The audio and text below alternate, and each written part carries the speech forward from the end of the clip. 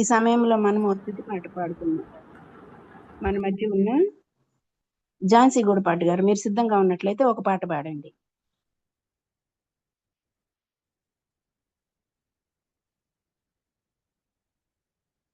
Jhansi sister పాట పాడతారా?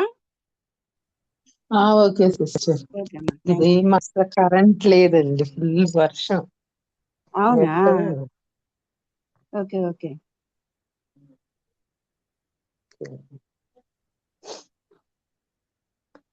ప్రతి ఉదయం నీ కృపను, ప్రతి రాత్రి నీ వాత్సల్యతను, పగలంతా కీర్తించెదము, రేయంతా ఆరాధించెదము.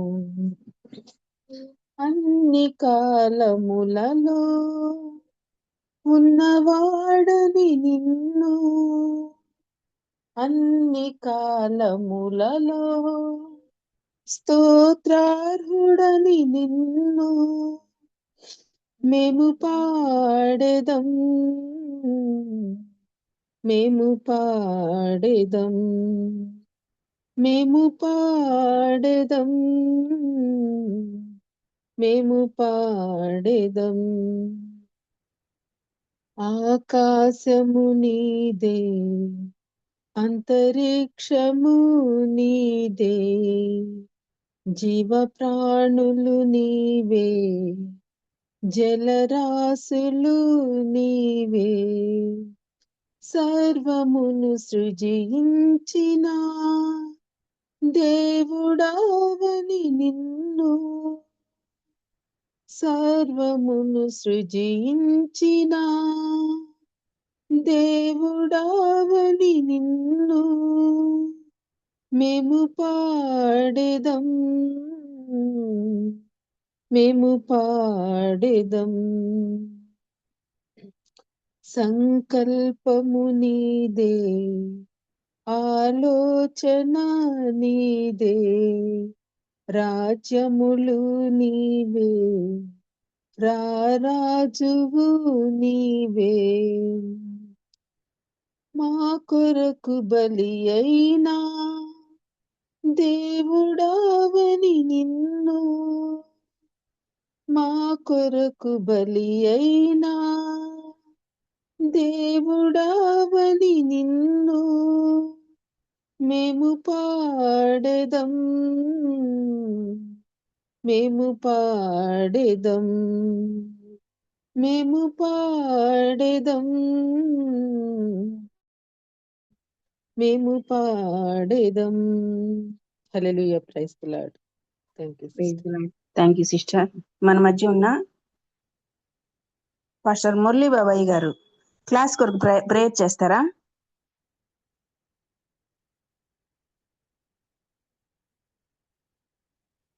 పాస్టర్ మురళీ బాబాయ్ గారు ప్రేయర్ చేస్తారా?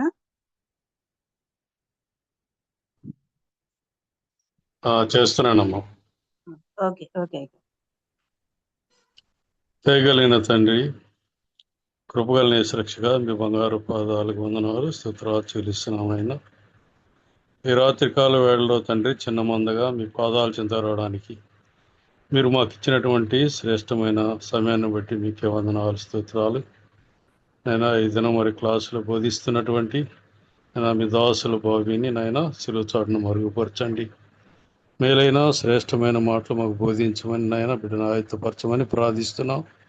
చేరుకున్న ప్రతి బిడ్డ కూడా ఆ వాక్యాన్ని అర్థం చేసుకోవడానికి మరి మనసులో పదిలపరుచుకొని అలాగే జీవించడానికి సహాయం దయచేయమని మా కొరకు సిలువలో తన ప్రాణాన్ని బలికి పెట్టిన మా ప్రభువును మీ ప్రియకుమారుడు లోకరక్షకుడు మా ప్రాణ విమోచకుడు అనే యేసుక్రీస్తు వారి అతి శ్రేష్ఠ ఉన్నత నామాన అడిగి వేడుకొని ప్రార్థిస్తున్నాను తండ్రి.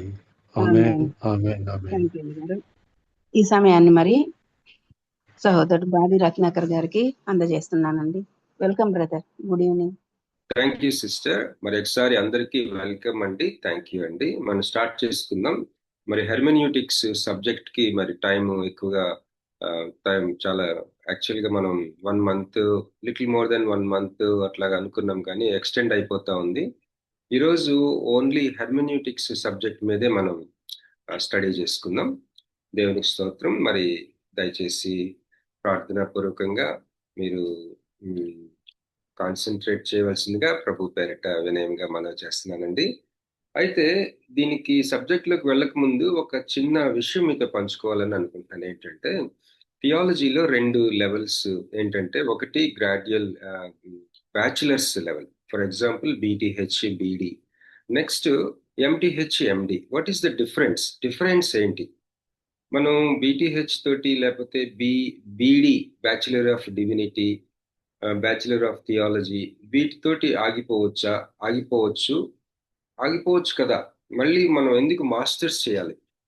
ఈ థియాలజీకి సంబంధించిన విషయమే కాకుండా మామూలుగా సెక్యులర్ స్టడీస్ ఈ లోకంలో కూడా, అంటే మామూలు యూనివర్సిటీ వాటిల్లో కూడా బిఏ, ఎంఏ, లేకపోతే బిఎస్సి, ఎంఎస్సి, లేకపోతే ఎంబీబీఎస్, ఎండి, ఎంఎస్, అలాగా బ్యాచులర్ డిగ్రీకి మాస్టర్స్ డిగ్రీకి ఉన్న డిఫరెన్స్ ఏంటి? ఎందుకు మనం అసలు మాస్టర్స్ లెవెల్ డిగ్రీ చేయాలి? ఇప్పుడు మనం ఈ సబ్జెక్ట్స్, ఈ యొక్క హోల్ కోర్స్ కూడా మీకు ముందుగా తెలియజేసినట్లుగా బ్యాచిలర్స్ డిగ్రీతో పాటు యాక్చువల్గా ఇది మాస్టర్స్ డిగ్రీ మనం నేర్చుకుంటున్నది. మాస్టర్స్ లెవెల్ సర్టిఫికెట్ మీ అందరికీ దేవుని మహాకృపను బట్టి, దేవుని చిత్తం అయితే మీ అందరికీ మరి ఇవ్వాలని, దానికి చాలా మందిని సమీకరిస్తా ఉన్నాం. మంచి స్ట్రాంగ్ బోర్డ్ మెంబర్స్ని సమీకరిస్తా ఉన్నాం. మరి ఈ లోపల మనం నేర్చుకుంటా ఉన్నాం. అయితే మాస్టర్స్ లెవెల్ ఇది. ఇప్పుడు మాస్టర్స్ లెవెల్ కోర్స్ చేయాలంటే బ్యాచిలర్స్ లెవెల్ ఖచ్చితంగా అవసరం. కానీ అనేక కారణాల వల్ల బ్యాచిలర్స్ డిగ్రీ చెయ్యలేని పరిస్థితుల్లో చాలా మంది ఉంటారు. అవకాశం లేక, టైం లేక. అలాగే కొంతమంది బ్యాచిలర్స్ డిగ్రీ చేసి కూడా అది సరిగ్గా చేయలేని పరిస్థితి వల్ల కూడా సరైన టీచింగ్ దొరకని పరిస్థితుల్లో ఉన్న వాళ్ళు కూడా ఉంటారు. వీళ్ళందరినీ దృష్టిలో పెట్టుకొని బ్యాచిలర్స్ డిగ్రీ చేయకపోయినా కూడా ఆ యొక్క సారాంశము, ఆ సబ్జెక్ట్ లెవెల్ ఏమాత్రం క్వాలిటీ తగ్గకుండా తెలుగులోకి తీసుకొచ్చి మనకి అందచేయాలని మన భారము, మన దర్శనం, మన ప్రయత్నం. మీరు ప్రార్థనలో జ్ఞాపకం చేసుకోండి.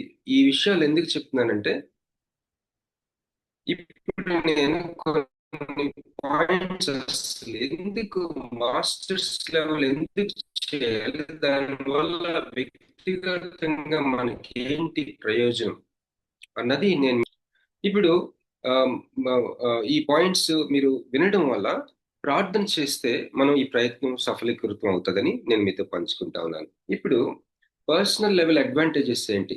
ఒక మాస్టర్స్ లెవెల్ డిగ్రీ చేయడం వల్ల వ్యక్తిగతంగా మనకి ఏంటి దాని అడ్వాంటేజెస్?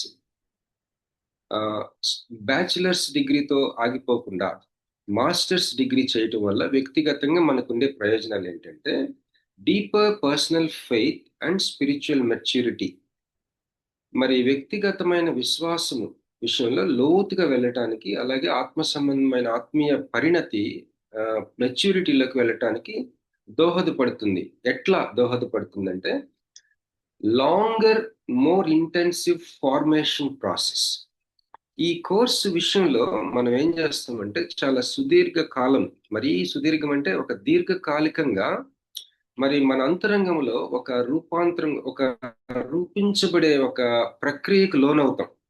ఫార్మేషన్ ప్రాసెస్ మనకి ఎక్స్పోజ్ అవుతాం మనం.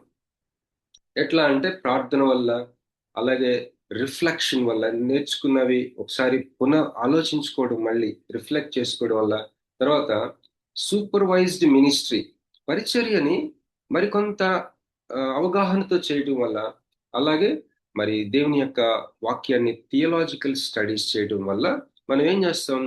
దీర్ఘకాలికంగా ఫార్మేషన్ ప్రాసెస్కి ఎక్స్పోజ్ అవుతాం. డిగ్రీ లెవెల్లో అక్కడ ఆగిపోకుండా ఇంకా కొద్దిగా ముందుకు నేర్చుకోవడం వల్ల ఇంకా కొంతకాలం మళ్ళీ దేవుని హస్తం మన అంతరంగంలో అది రూపొందించే ఆ కొనసాగింపుకి మనము గురవుతాం, ఎక్స్పోజ్ అవుతాం. అది అడ్వాంటేజ్ అన్నమాట. ఆ తర్వాత it produces greater emotional and spiritual depth. ఈ మాస్టర్స్ లెవెల్ కోర్స్ మనకి ఏంటంటే మరికొంత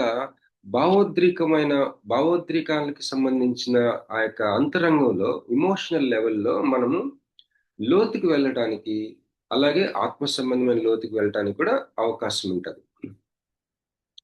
దేవుని వాక్యాన్ని మచ్ స్ట్రాంగర్ గ్రాస్ప్ మనకు ఉంటుంది. దేవుని వాక్యం విషయంలో బలమైన పట్టు సాధించగలం మనం అర్థం చేసుకునే విషయంలో. అలాగే దేవుని చిత్తం అయితే గ్రీక్ అండ్ హీబ్రూ లాంగ్వేజెస్ కూడా మనం నేర్చుకుందాం. యాక్చువల్లీ నేను మాస్టర్స్ చేసినప్పుడు నేను నేర్చుకోలేదు, నేను దానికి ఆప్ట్ చేసుకోలేదు. ఎందుకంటే ఈ రోజుల్లో ఇంటర్నెట్లో మనం ఎనీ లాంగ్వేజ్ ఫ్రీగా నేర్చుకోవచ్చు మనకి ఇష్టమైతే. సో అందువల్ల నేను దాని మీద టైం ఎక్కువ పెట్టదలుచుకోలేదు. నేను చేసినప్పుడు వేరే సబ్జెక్ట్స్ నేర్చుకున్నాను దాని బదులు. సో కానీ మనకి వీలైతే కొద్దిగా బ్రీఫ్గా గ్రీక్, హెబ్రీ భాషలు మనం నేర్చుకుందాం. దానికి ఒక ప్రొఫెసర్, భార్యాభర్తలు ఇద్దరు ప్రొఫెసర్స్, వాళ్ళు మనతో టీమప్ అయ్యారు. వాళ్ళకి ఇంకా సమయం మనం కేటాయించబోతా ఉన్నాం. వాళ్ళు బెంగళూరులో సయాక్స్ అనే సంస్థలు వాళ్ళు థియాలజీ మాస్టర్స్ చేసేవారు. వాళ్ళిద్దరు కూడా they agreed to work with us. So వాళ్ళకి నెక్స్ట్ సబ్జెక్ట్స్ వాళ్ళకి మనం కొన్ని పంచుకుంటాం. దేవుని చిత్తం అయితే వాళ్ళు గ్రీక్ అండ్ హెబ్రూ వాళ్ళ ద్వారా మనం నేర్చుకుందాం. దీనివల్ల ఏమవుతుందంటే, ఒక ఆయన చెప్పాడు, హెబ్రీ భాషలో నువ్వు బైబిల్ చదివితే, గ్రీక్ భాషలో నువ్వు బైబిల్ చదివితే నువ్వు ఇట్లా ఉండవేక అన్నాడు. అంత ఇంపాక్ట్ ఉంటుందంట. సరే, తర్వాత దేవుని వాక్యాన్ని, దాని అర్థాన్ని బావిలో నుంచి ఒక నీళ్లు తోడుకున్నట్టుగా తోడుకుంటాం ఈ విషయంలో మాస్టర్స్ లెవెల్ డిగ్రీ మనకి ఏం చేస్తుంది అనమాట, ఇంకా అడ్వాన్స్డ్ గా మనకి సహాయం చేస్తుంది.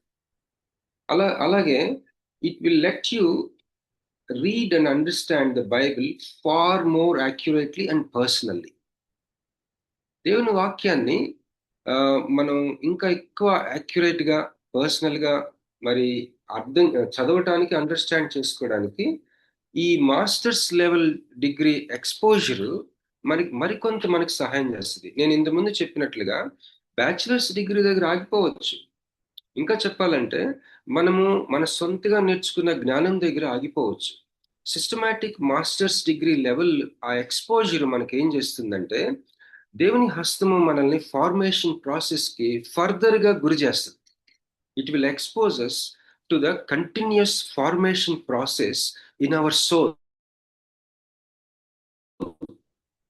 ప్రొలాంగ్డ్ స్టడీ వల్ల అది ఇంకా కొన్ని అడ్వాంటేజెస్ చూసుకొని మనం సబ్జెక్ట్కి వెళ్దాం. రిచర్ థియలాజికల్ విషయంలో ఐశ్వర్యం మరికొంత మన అంతరంగంలో, మంటి పాత్రలైన మన అంతరంగంలో కొద్దిగా యాడ్ చేసుకుందాం. హిస్టారికల్ అండర్స్టాండింగ్ చాలా చాలా చాలా ముఖ్యం. నేను ఇది చదవనప్పుడు 2000 సంవత్సరాల చరిత్ర చాలా బ్లాంక్ గా ఉండేది నాకు. క్రైస్తవ చరిత్ర, చర్చ్ హిస్టరీ అసలు ఏమి అర్థమయ్యేది కాదు. అసలు చర్చ్ హిస్టరీ అంటేనే నాకు ఇంట్రెస్ట్ ఉండేది కాదు. మా ప్రొఫెసర్ ఒక ఆయన ఏం చెప్పారంటే, క్రోనలాజికల్ స్టడీ కాదు, ఒకదాని తర్వాత ఈ సంవత్సరంలో ఇది జరిగింది, ఈ సంఘటన తర్వాత ఈ సంఘటన జరిగింది, అది కాదు సంఘ చరిత్ర ఈ 2000 సంవత్సరాల్లో. మరి ఏంటి అంటే, పరిశుద్ధాత్ముడు వ్యక్తుల జీవితంలో చేసిన తన కార్యమే సంఘ చరిత్ర. The work of the Holy Spirit in persons lives is what we study in the church history. Amazing statement అది. సో ఈ 2000 సంవత్సరాల్లో హిస్టారికల్ అండర్స్టాండింగ్ మనకి చాలా అవసరం. అది ఎక్స్టెండెడ్ గా ఇప్పుడు డిగ్రీ లెవెల్లో ఒక లెవెల్ కి మనం ఎక్స్పోజ్ అవుతాం, మాస్టర్స్ లెవెల్లో హిస్టారికల్ అండర్స్టాండింగ్ కూడా మనం నేర్చుకుంటాం. అలాగే systematic theology, church history, ethics మనకి ఏం చేస్తాయి అంటే, వ్యక్తిగతంగా మనకి వ్యక్తిగతమైన కన్విక్షన్స్ క్లారిఫై చేస్తాయి, బాగా క్లారిటీ ఇస్తాయి. మాస్టర్స్ లెవెల్లో చాలా క్లారిటీ ఇస్తాయి. తద్వారా మనము మనకుండిన అనుమానాలు, ప్రశ్నల్ని మనం చక్కగా ఒక సముద్రంలో అల్లకల్లోలంలో ఉన్న ఒక నావ చాకచక్యంగా ఎట్లా వెళ్తుందో, అలాగే ఈ అనుమానాలు, సందేహాలు అనే ఆ యొక్క అల్లకల్లోల మధ్య మన నావని చక్కగా నడిపించుకోవచ్చు ఈ ఎక్స్పోజర్ వల్ల. అలాగే కల్చరల్ ప్రెషర్స్ మనకుంటాయి.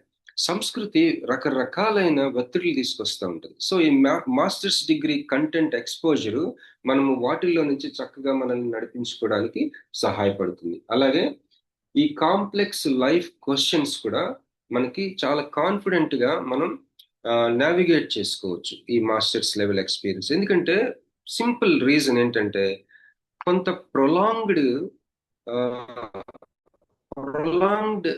ఫార్మేషన్ ప్రాసెస్ కి మనం ఎక్స్పోజ్ అవుతాం మాస్టర్స్ డిగ్రీ వల్ల.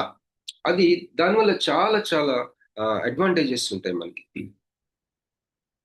ఈ యొక్క సెమినరీ ప్రోగ్రామ్స్ చాలా బాహాటంగా వ్యక్తిగత పరిశుద్ధత మీద ఫోకస్ చేస్తాయి, కుటుంబ జీవితం మీద, ఎమోషనల్ హెల్త్ మీద ఫోకస్ చేస్తాయి. మరి గడిచిన వారాల్లో సహోదరి యానీ కిరణ్మయ్య గారు అగస్టిన్ రాసిన కన్ఫెషన్స్ బుక్ లోని కొన్ని స్టేట్మెంట్స్ మరి మనల్ని మామూలుగా ఉంచవవి. ఆయన గురించిన statements, he love for the అంటే ప్రేమని ప్రేమించాడంట. ఏదో ఒక అమ్మాయిని లేకపోతే మరొక ప్రేమించడం అనేది కాకుండా ప్రేమను ప్రేమించాడంటే, ప్రేమించడం అది అసలు ఒక విచిత్రమైన స్టేట్మెంట్, మనల్ని షేక్ చేసి పడేసే స్టేట్మెంట్ అది. అసలు నిజంగా ఆశ్చర్యం వేసింది. నాకు పెందలాడే తెలిస్తే ఎంత బాగుండేది అనిపించింది ఈ స్టేట్మెంట్స్. మరి తర్వాత అదేంటి అంబిషన్ కి విశ్వాసానికి, మరి మంచిగా పైకి రావాలనే ఒక ఆశకి అలాగే ఫెయిత్ కి మధ్య ఉన్న సంఘర్షణని ఎక్స్ప్లోర్ చేశాడంట ఆ యొక్క బిషప్ ఒక ఆయన. ఇలాంటివి ఏం చేస్తాయి అనమాట, మనకి ఇమోషనల్ హెల్త్ కి చాలా సహాయం పడతాయి ఈ మాస్టర్స్ లెవెల్లో. అలాగే పాస్టోరల్ క్యారెక్టర్ ని ఇవేం చేస్తాయి, ఫోకస్ చేస్తాయి అనమాట. ఈ యొక్క స్టడీస్ అన్ని కూడా మనం ఒక కాపరిగా మనం ఇచ్చే ఆ యొక్క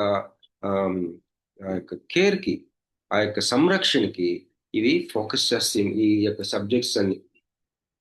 తర్వాత self knowledge, better self knowledge, మన గురించి మనకి ఇంకొంత బెటర్ గా అర్థమవుతుంది. పేషెన్స్, హ్యూమిలిటీ అండ్ ఇంటెగ్రిటీ విషయాల్లో మరికొంత ఎదుగుదల మనం సాధించగలం. అలాగే స్ట్రాంగర్ ప్రాక్టికల్ లైఫ్ స్కిల్స్, ఈ యొక్క మాస్టర్స్ లెవెల్ డిగ్రీ సబ్జెక్ట్స్ వల్ల మనం వీటికి ఎక్స్పోజ్ అవటం వల్ల మనకి బెనిఫిట్ ఏంటంటే, అడ్వాంటేజ్ ఏంటంటే, ఇంకా బలమైన ప్రాక్టికల్ లైఫ్ స్కిల్స్ కి మనం ఎక్స్పోజ్ అవుతాం, నేర్చుకోగలం. ఏంటి అవి ప్రాక్టికల్ లైఫ్ స్కిల్స్ ఏంటంటే, కౌన్సిలింగ్ ట్రైనింగ్,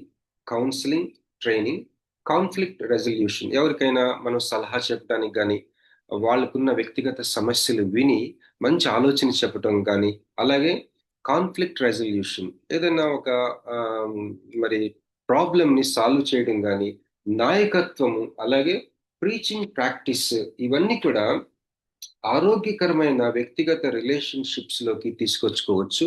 అలాగే వివాహము, parenting and everyday decision making, వీటన్నిటిలో కూడా మనకి స్ట్రాంగర్ ప్రాక్టికల్ లైఫ్ స్కిల్స్ లోకి మనకి ఆ అడ్వాంటేజ్ మనకు ఉంటుంది అనమాట. Next, greater intellectual confidence and critical thinking. This is very very important. మరి మన యవనస్తులు ఈ రోజు మనం చూస్తా ఉన్నాం కదా, యవనస్తులు అసలు వాళ్ళ పవర్ ఏంటో చూపించారు మొన్న ఢిల్లీలో. యూత్ ఎంత ఆశ్చర్యకరమైన, మనం ఎన్నడూ ఊహించని డైమెన్షన్స్ లో ఆలోచిస్తున్నారంటే, మనం ఎక్విప్ అవ్వాలా వాళ్ళ యొక్క డీపర్ క్వశ్చన్స్ కి, డీపర్ థర్స్ట్ కి, డీపర్ న్యూయాన్సెస్, వాళ్ళకున్న కాంప్లెక్స్ థింకింగ్ కి మనం కానీ సహాయపడకపోతే మన వల్ల ఏం ప్రయోజనం ఉంటుంది యూత్ కి? సో మనకి క్రిటికల్ థింకింగ్ చాలా అవసరం.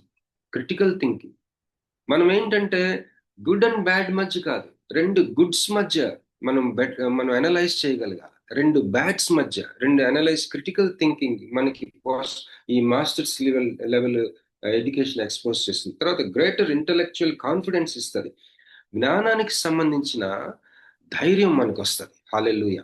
అలాగే graduate level study builds the ability to think carefully. అంటే ఈ గ్రాడ్యుయేట్ అంటే, మరి మనం గ్రాడ్యుయేట్ అంటాం, పోస్ట్ గ్రాడ్యుయేట్ అంటాం, ఇంటర్నేషనల్ గా గ్రాడ్యుయేట్ అని అంటారు మాస్టర్స్ ని. ఈ మాస్టర్స్ లెవెల్ స్టడీస్ ఏం చేస్తుంది అనమాట, మనకి జాగ్రత్తగా ఆలోచించే సామర్థ్యం ఇస్తుందట.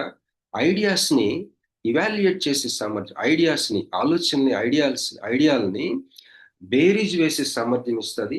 తర్వాత మన నమ్మకాల్ని స్పష్టంగా పంచుకోవడానికి రకరకాలైన స్పాంటేనియస్ గా అది ఏమంటారు, సమయస్ఫూర్తితో మన నమ్మకాన్ని పంచుకోవడానికి కావలసిన సామర్థ్యాన్ని ఈ యొక్క ప్రొలాంగ్డ్ ఫార్మేషన్, మన అంతరంగంలో జరిగే దేవుని హస్తం యొక్క ఆ యొక్క రూపొందించే ఆ కార్యక్రమానికి ప్రక్రియలో మనకి ఈ సామర్థ్యాలు మనం సంపాదించుకోవచ్చు. ఇది మన అడ్వాంటేజ్. తర్వాత deeper sense of calling and purpose, మన పిలుపు యొక్క లోతేంటి, సంకల్పం ఏంటి, ఉద్దేశం ఏంటి, ఇంకా బాగా మనం నేర్చుకోవచ్చు. The extended time of study, mentoring, reflection frequently clarifies and solidifies one's sense of vocation. అయితే పాస్టర్ గారు, వ్యాపారం అయితే వ్యాపారం, ఉద్యోగం అయితే ఉద్యోగం, దేవుని యొక్క పిలుపు విషయంలో సాలిడ్ గా మనకి మన యొక్క ఏమంటారు, ఈ ఎక్స్టెండెడ్ టైమ్ ఆఫ్ స్టడీ ఏం చేస్తుందంటే సాలిడ్ గా చేస్తుంది, బలంగా నిన్ను నుంచోబెడుతుంది నీ ఉద్యోగంలో, లేకపోతే నీ యొక్క పిలుపులో. అలాగే స్పష్టత ఇస్తుంది, నీ పిలుపు ఏంటి, నీ ఉద్యోగం. ఒక ఆయన రిటైర్ అయితే రిటైర్మెంట్ ఫంక్షన్ లో ఇక నుంచి దేవుని సేవ చేస్తానన్నాడంట. నా ఫ్రెండ్ ఆయన చెప్పాడు, నా ఫ్రెండ్ ని మెసేజ్ ఇవ్వడానికి తను పిలిచాడు. తను జెనీవా నుంచి వచ్చాడు అనమాట, తమిళియన్. తను ఏం చెప్పాడంటే నాకు, ఆయనకి మెసేజ్ ఇవ్వగానే ఆ రిటైర్ అయిన పర్సన్ తన సాక్ష్యం అప్పుడే ముగించాడు. తను ఏం చెప్పాడంటే, from now on I serve the lord అని చెప్పాడు. అప్పుడు ఆయన అన్నాడు, నా ఫ్రెండ్ లేచి మెసేజ్ ఇస్తూ, బ్రదర్ ఇప్పటి వరకు మీరేం చేశారు, did you not serve the lord అని అడిగాడు. అంటే ఆయనకి జాబ్ కూడా దేవుని సేవ అన్న సంగతి ఆయనకి అర్థం కాలేదు. దేవుని సేవ, జాబ్ కూడా దేవుని సేవే, కానీ కనపడదు అట్లా. కానీ దేవుడు అలాగే చూస్తాడు. కనుక మన పిలుపు విషయంలో అది ఏదైనా సరే, అది బలమైన స్పష్టత మనకు అనుగ్రహించగలదు ఈ ప్రొలాంగ్డ్ స్టడీ వల్ల. అలాగే life long habits of discipline study and reflection, ఇది చాలా ముఖ్యమైన పాయింట్. ఇది జీవితాంతము మనము నేర్చుకునే ఒక క్రమబద్ధంగా నేర్చుకునే ఒక అలవాటుని ఈ మాస్టర్స్ డిగ్రీ మనలో పెంపొందింప చేయగలదు. ఇప్పుడు మా చిన్నప్పుడు మాకేంటంటే హై స్కూల్ ఎడ్యుకేషన్ అంటే 10th క్లాస్ అయిపోయిన తర్వాత ఇంటర్మీడియట్ చదువుతాం, ఇంటర్మీడియట్ అయిన తర్వాత డిగ్రీ అయిన తర్వాత పోస్ట్ గ్రాడ్యుయేషన్ అయిన తర్వాత post graduation for example arts అనుకోండి ఎంఏ, సైన్స్ అనుకోండి ఎంఎస్సి. ఇది అయిన తర్వాత కొంతమంది ఇంకా ఆసక్తి ఉన్నవారు ఎంఫిల్ చేస్తారు, ఇంకా ఆసక్తి ఉన్నవారు పిహెచ్డి చేస్తారు. మేము అనుకునే వాళ్ళం PhD is the end of the study అనుకున్నాం. No. Once we are expose to masters level degree, the prolonged study, ఎప్పుడైతే మనం ఈ లెవెల్ ఆఫ్ సబ్జెక్ట్స్ కి మన జీవితాలు గురవుతాయో, మన జీవితాలు ఓపెన్ గా తెరుచుకొని మనం చూస్తామో, ఈ సబ్జెక్ట్స్, ఈ దేవుని సేవకుల యొక్క రాతలు, ఆ యొక్క కాన్సెప్ట్స్ అని ఎప్పుడైతే చూస్తామో, అమ్మో ఇది భలేగుందే, తేనెలాగుందే, జీవితాంతం దీన్ని నేర్చుకోవాల్సిన అవసరం ఎంత ఉంది అని చెప్పేసి ఒకలాంటి ఏమంటారు, రీఓరియంట్ అయిపోద్ది మన ఆత్మ, మన అంతరంగపు ఆత్మ. జీవితం అంతా నేర్చుకోవడానికి ఒక పురికొల్పబడే ఒకలాంటి మైండ్ సెట్ వచ్చేస్తుంది మనకి ఈ మాస్టర్స్ లెవెల్ డిగ్రీ. లేదంటే ఒక దగ్గర స్టడీ ఇంతటితో ఆగిపోదాం, ఓకే పిహెచ్డితో ఆగిపోవటం, ఎంఏతో ఆగిపోవటం, బిఏ బ్యాచిలర్స్ లెవెల్ ఆగిపోవటం, ఇంతవరకే ఇంకా చదువు అనుకునే ఆ యొక్క అభిప్రాయాల నుంచి మనం స్లోగా మారి life long habit of discipline స్టడీలోకి, ఆ రీఓరియంటేషన్, అలాంటి దృక్పథంలోకి మన మైండ్ సెట్ వచ్చేయగలదు ఈ యొక్క మాస్టర్స్ లెవెల్ డిగ్రీ కోర్స్ యొక్క ఎక్స్పోజర్ మనకి. ఓకే, తర్వాత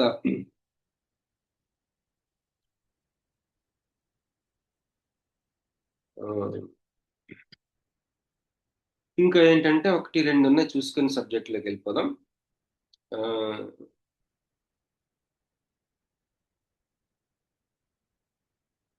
బ్యాచిలర్స్ లెవెల్ డిగ్రీలో అంటే బీడీ, బీటీహెచ్ వాటిల్లో light treatment of presuppositions and method.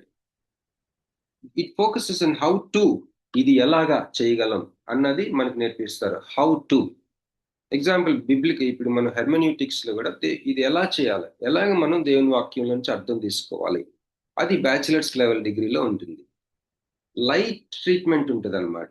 Pre సపోజిషన్స్ యొక్క లైట్ ట్రీట్మెంట్ చాలా స్వల్పంగా మనకి పరిచయం చేస్తారు, ఇంట్రొడక్టరీ లెవెల్గా ఉంటుంది.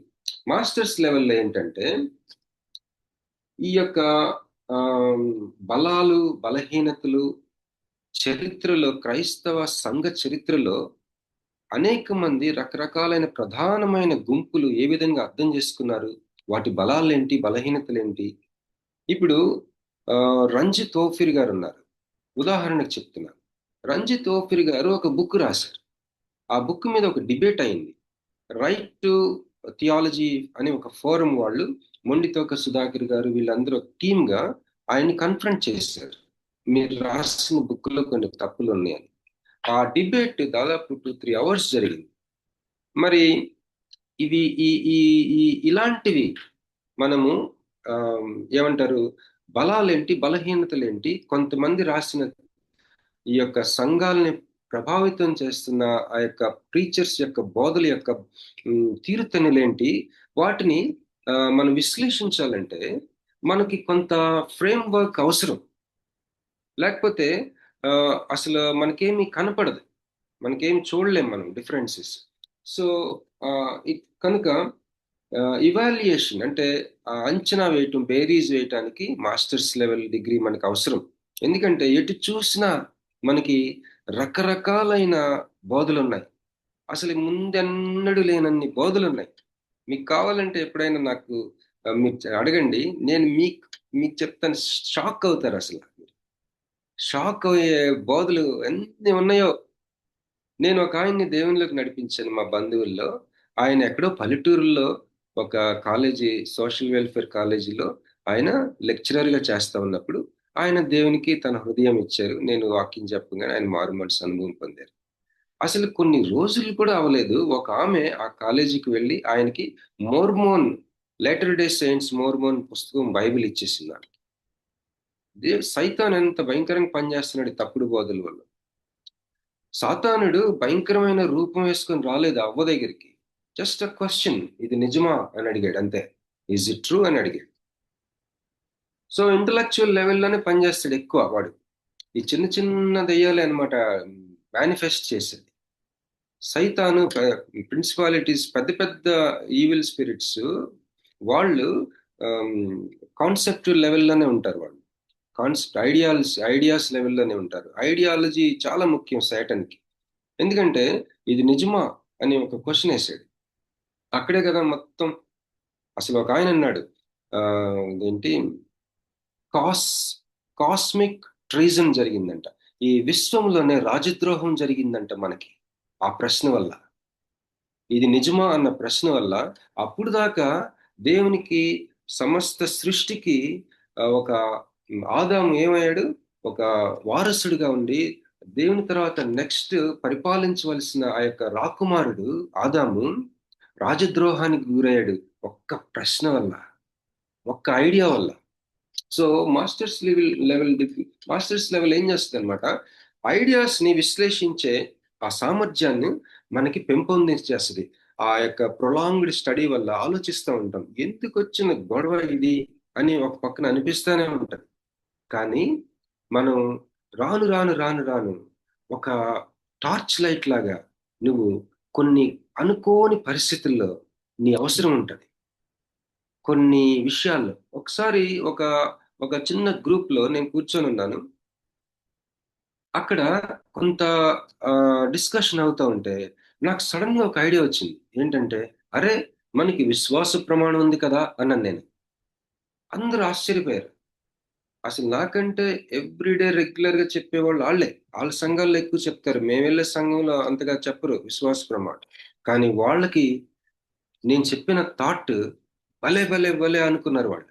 నాకు ఎక్కడి నుంచి వచ్చిందంటే, నా అంతరంగంలో, హృదయంలో మరి బాగా నాటుకుపోయిన ఆ యొక్క విత్తనాలు ఉండిపోయినాయి. అది ఉందన్న కూడా నాకు తెలియదు, కానీ పరిశుద్ధాత్మ దేవుడు మనల్ని ఏం చేస్తాడంటే సమయస్ఫూర్తినిస్తాడు, తగిన సమయంలో మనకి జ్ఞాపకం చేస్తాడు. అందుకనే ఈ యొక్క తయారు చేసుకుంటున్నాడు, మనల్ని స్లోగా రూపొందిస్తా ఉన్నాడు. హల్లెలూయా. ఇప్పుడు బ్యాచిలర్స్ లెవెల్ డిగ్రీలో ఏం ప్రశ్న ఉంటుందంటే,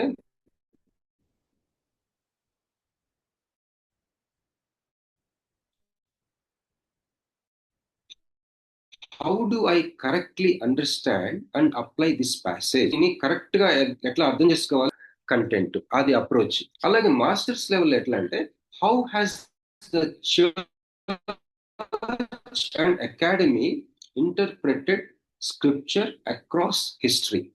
ఈ క్రైస్తవ చరిత్ర అంతట్లో ఈ 2000 సంవత్సరాల్లో సంఘము, అలాగే ఈ యొక్క ఏమంటారు అకాడమీ అంటే ఈ బైబిల్ పండితులు, బైబిల్ యొక్క ఈ యొక్క అకాడమీ, బైబిల్ యొక్క పండితులు, అలాగే సంఘము ఈ చరిత్రలో లేఖనాలని ఏ విధంగా అది దాని భావాన్ని అర్థం చేసుకోవడానికి ప్రయత్నించినవి అని చెప్పేసి మాస్టర్ లెవెల్లో మనం వాటి గురించి వింటాం, చదువుతాం, ఆలోచిస్తాం. భారం లేకుండా మీ చెవిలో పడాలని, మీ హృదయంలో నాటుకుపోవాలని, మాతృభాషలో మీకు అందచేయాలని ఒక తపన. ప్రార్థన చేసుకుందాం, ప్రార్థన చేద్దాం, ఇది నెరవేరాలని. ఆ తర్వాత what methods are currently debated? మన సమకాలీన పరిస్థితుల్లో, సమకాలీన సంఘంలో ఏ ఏ పద్ధతులు చర్చనీయాంశములుగా ఉన్నాయి వాక్యాన్ని అర్థం చేసుకునే విషయంలో? వీటిని మనం గమనిస్తాం మాస్టర్స్ లెవెల్లో. కేవలం అర్థం చేసుకొని అప్లై చేసుకుంటమే కాకుండా వీటిని గమనిస్తాం అన్నమాట. And can I produce a rigorous original analysis of a text? నీవు ఒరిజినల్ రిగరస్ అనాలిసిస్ నువ్వు ప్రొడ్యూస్ చేయగలవు ఈ ఎక్స్పోజర్ వల్ల. ఈ మాస్టర్స్ లెవెల్ ఎక్స్పోజర్ వల్ల బైబిల్ తీసుకొని కూర్చుంటే ఒక ఒరిజినల్ విశ్లేషణ నువ్వు ఉత్పత్తి చేయగలవు నీ స్టడీలో నుంచి. ఒక రిగరస్ గా, అది చాలా ప్రభావితం చేయగలిగిన ఒక విశ్లేషణ నువ్వు చదువుతున్న వాక్య భాగంలో నుంచి ప్రొడ్యూస్ చేయగలవు. దట్ ఈస్ మాస్టర్స్ లెవెల్ యొక్క అడ్వాంటేజ్. స్కిల్ అక్విజిషన్ నుంచి critical mastery and scholarly contribution. మరి ఒక నైపుణ్యాన్ని సంపాదించుకునే స్థితి నుంచి ఎక్కడికి తీసుకెళ్తుందంట ఇది మనల్ని? విమర్శనాత్మకమైన పట్టు సాధించడానికి తీసుకెళ్తాం మాస్టర్స్ లెవెల్. హల్లెలూయా. కష్టపడదాం, దేవునికి స్తోత్రం. ఇంకా ముందుకెళ్దాం. ఈరోజు చిన్న ప్రార్థన చేసుకొని సబ్జెక్ట్ లోకి వెళ్దాం. ఈరోజు లాస్ట్ చాప్టర్ హెర్మెన్యూటిక్స్ లో అప్లికేషన్ ఎట్లా చేయాలి, అప్లయింగ్, దాని గురించి మనం చూసుకొని ముందుకెళ్దాం. చిన్న ప్రార్థన చేసుకుందాం అండి. దయచేసి ఎవరైనా ప్రార్థన చేయగలరా ప్లీజ్?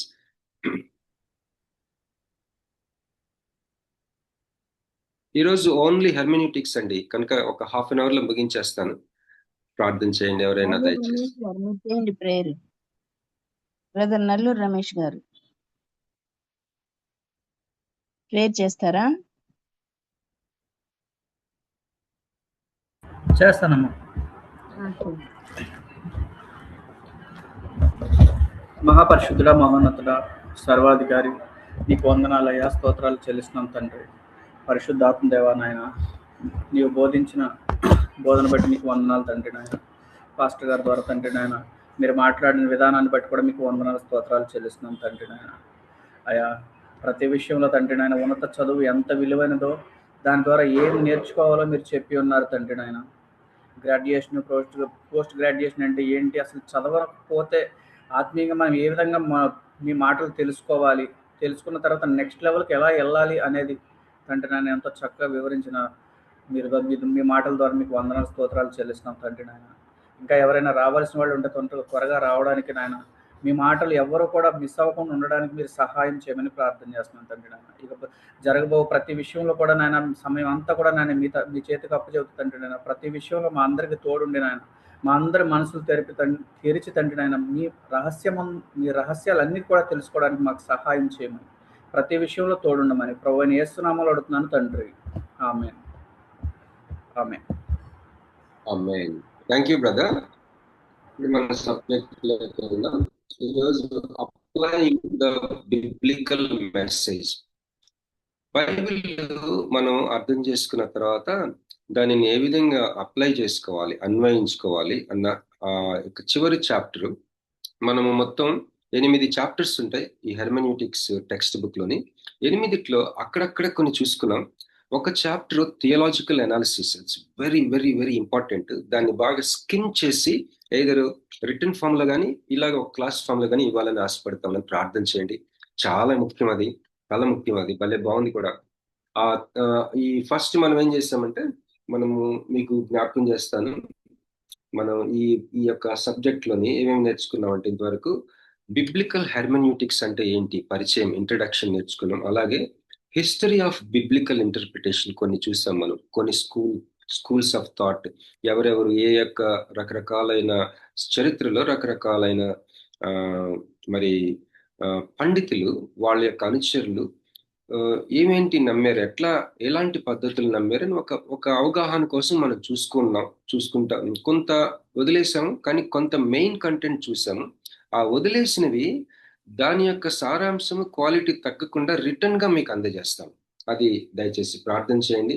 అలాగే historical, cultural and contextual analysis చూసాం. మనం చదువుకునే వాక్య భాగం యొక్క చారిత్రాత్మక కాదు, చారిత్రక, అలాగే సాంస్కృతిక, అలాగే నేపథ్యం, సందర్భం సంబంధించిన విశ్లేషణ. ఒక చదువుతున్న వాక్య భాగం యొక్క దాని చారిత్రక అంశాలేంటి, దాని యొక్క సంస్కృతి సంబంధమైన అంశాలేంటి, అసలు ఏ నేపథ్యంలో ఏ సందర్భంలో ఆ యొక్క చదువుతున్న భాగం ఉంది, దీనిని అర్థం చేసుకోవడానికి ఈ యొక్క అంశాలు మనం ధ్యానం చేసుకున్నాం. నెక్స్ట్ లెక్సికల్ సింటాక్టికల్ అనాలిసిస్ అని లాస్ట్ క్లాస్ లో. లెక్సికల్ అంటే ఏం లేదు, అది దాని పర్యాయ పదము dictionary. whenever you see the word lexical, you understand that it's nothing but a synonym of dictionary. నిఘంటువు, పదాల యొక్క అర్థము, దాని కూర్పు. యేసుప్రభు వారు మరి ఎమ్మా మార్గంలో వెళ్తూ ఆ యొక్క తన గురించి లేఖనాల్లో చెప్పబడిన వాటిని, ఆ యొక్క వాక్యములను ఆయన వివరించాడట. ఈ expounded the versus written about him. So పదముల యొక్క అర్థము, దాని కూర్పు. రైటర్ సర్టన్ వర్డ్స్ ని, సర్టన్ సెంటెన్సెస్ ని, సర్టన్ సింటాక్స్ ని, సర్టన్ ఒక పర్టిక్యులర్ అమరికని ఎందుకు ఎంచుకున్నాడు, దాని యొక్క కొన్ని అంశాలు మనం చూసుకున్నాం. ఇంకా కొంత వదిలేసాం, అది రిటర్న్ ఫామ్ లో మీకు ఇవ్వాలని. అలాగే నెక్స్ట్ ఇందాక చెప్పినట్లుగా థియలాజికల్ అనాలిసిస్, అది మనం అసలు ఇంతవరకు చూడలేదు. దానికి కొద్దిగా డెన్స్ ఉంటుంది, కొద్దిగా సాంద్రత ఎక్కువ ఉంటుంది కనుక దాన్ని ఇంకా బాయిల్ డౌన్ చేసి మంచిగా ఎవరికైనా అర్థమయ్యేటట్టుగా చేయాలని తెలుగులో, అది ప్రయత్నం. దయచేసి ప్రార్థన చేయండి. మీరు ప్రార్థన చేస్తేనే సాధ్యమవుతుంది. ఇది ఆ దిశ వైపు వెళ్తా ఉన్నాం. తర్వాత మరి స్పెషల్ లిటరరీ ఫార్మ్స్ అని ఉంటాయి. స్పెషల్ లిటరరీ ఫార్మ్స్ అంటే ఏం లేదు, మనం ఈ మెటాఫర్స్, సిమిలీస్, సామెతలు, ఉపమానాలు, అలిగోరీస్, ప్రవచనాలు, ప్రకటన గ్రంథం లాంటివి, ఇలాంటివి వాటి యొక్క తీరుతెన్నులు మనం జస్ట్ ఒక స్మాల్ క్లాస్ లో మనం వీటన్నిటిని కవర్ చేసుకోవచ్చు. ఇప్పుడు ఏకంగా లాస్ట్ చాప్టర్ వచ్చేసాం, అప్లయింగ్ ద బిబ్లికల్ మెసేజ్. ఈరోజు applying the biblical message, a proposal for the transcultural problem. Transcultural అంటే ఏంటంటే సంస్కృతికి ఏ విధంగా దేవుని యొక్క సత్యాలు, దేవుని యొక్క వాక్యంలోని ఆ యొక్క మీనింగ్, ట్రాన్స్ కల్చరల్ అంటే ప్రతి సంస్కృతికి ఏ విధంగా మరి దాని యొక్క ఇంప్లికేషన్స్, దాని ఉనికి, ఎక్కడో రాసిన ఆ యొక్క దేవుని వాక్యం యొక్క మీనింగ్, దాని ఉనికి మన సంస్కృతిలో, మన జీవితాల్లోకి అది ఎట్లాగా ఇంప్లై అయిపోతుంది, అది మనం కొంత దాని గురించి తెలుసుకుంటానికి ప్రయత్నం చేద్దాం. ఈ మొదటి 7 అధ్యాయాల్లో కూడా ఒక ప్రాథమిక క్వశ్చన్ మనం చూసాం. రచయిత యొక్క మీనింగ్ ఏంటి ఆ పర్టికులర్ టెక్స్ట్ లో, ఒక వాక్య భాగంలో దాన్ని రాసిన రచయిత యొక్క మీనింగ్ ఏంటి, what was the authors meaning when he wrote a particular text. ఈ ప్రశ్నని మనం ఈ 7 అధ్యాయాల యొక్క మెయిన్ ఫోకస్ ఈ ప్రశ్న. ఇప్పుడు ఈ అధ్యాయంలో ఈ లాస్ట్ చాప్టర్ లో ఏ ప్రశ్నని మనం డీల్ చేస్తామంటే, what are the implications of that meaning for us in a different time and culture. మన జీవితాలు, ఉదాహరణకి మన సమకాలీన జీవితాల్లో మన సంస్కృతి వేరు, మన టైమ్స్ వేరు. ఇలాంటి మన జీవితాల్లో ఇది ఎట్లా ఎంప్లాయ్ అవుతుంది, వాట్ ఆర్ ద ఇంప్లికేషన్స్. ఆ యొక్క రచయిత రాసిన మీనింగ్ ఏ మీనింగ్ తో ఆ టైంలో రాశాడో మన టైంలో దాని ఇంప్లికేషన్స్ ఏమేంటి ఉంటాయి. ఇది ఈ చాప్టర్ యొక్క main focus. What are the implications of that meaning for us in a different time and cultures. ఇక్కడ 2 కేటగిరీస్ ఉన్నాయి బైబిల్లో. దేవుని వాక్యం ఆది కాండం నుంచి ప్రకటన గ్రంథం వరకు 2 మెయిన్ కేటగిరీస్ ఏంటంటే, అవి మొదటిది narrative పోర్షన్స్, అంటే వివరించే వాక్య భాగాలు, వివరణాత్మకమైన వాక్య భాగాలు. రెండోది ఆజ్ఞలు అన్నమాట, అంటే నిర్దేశాత్మకమైనవి లేక ప్రామాణికమైన ఆజ్ఞలు. మొదటిదేమో నేరేటివ్ పోర్షన్స్, వివరించేది, వివరణాత్మకమైనది. రెండోది కమాండ్స్ కలిగి ఉండేది, కమాండ్స్ ని ఫామ్ చేసుకోవడానికి తగిన portions. Normative and first the narrative, next the normative. అంటే నేరేటివ్ అంటే మనం చదువుతున్న వాక్య భాగం ఒకవేళ దేనినైనా వివరిస్తుంది అనుకోండి, వివరణాత్మకమైన వాక్య భాగం, అది ఒక కేటగిరీ. రెండవది నార్మేటివ్ కేటగిరీ, అంటే ప్రమాణాలని లేకపోతే నిర్దేశాత్మకమైన ఆజ్ఞలు కలిగిన వాక్య భాగాలు. ఇవి 2 కేటగిరీస్ వాక్యంలో ఉంటాయి. ఈ వివరణాత్మకమైన పోర్షన్స్, నేరేటివ్ పోర్షన్స్, అవి ఏం చేస్తాయంటే ఉపదేశించుటకును, ఖండించుటకును, తప్పుదిద్దుటకును, నీతి యందు శిక్ష చేయుటకును ప్రయోజనకరమై ఉన్నదని 2 తిమోతి 3:16 ఉంటుంది కదా. దానికి ఇలాంటి పర్పసెస్ కి మనం వివరణాత్మకమైన వాక్య భాగాలని మనం ఉపయోగించుకుంటాం. అయితే ఈ హౌ టు అప్లై నార్మల్ ఉన్నాయి అనుకోండి. పాత నిబంధనలో ఆజ్ఞలు చాలా ఉన్నాయి, ప్రామాణికంగా ఉన్న ఆజ్ఞలు.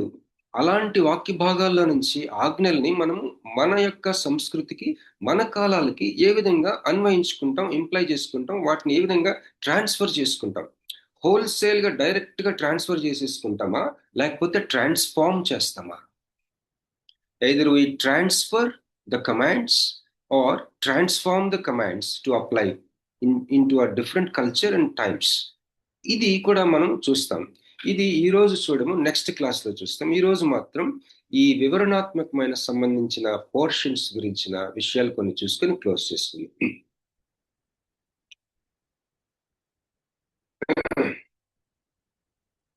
మరి చారిత్రక అర్థం, రచయిత రాసిన బైబిల్ గ్రంథము ఉదాహరణకి 2000 సంవత్సరాలు అయిపోతా ఉంది.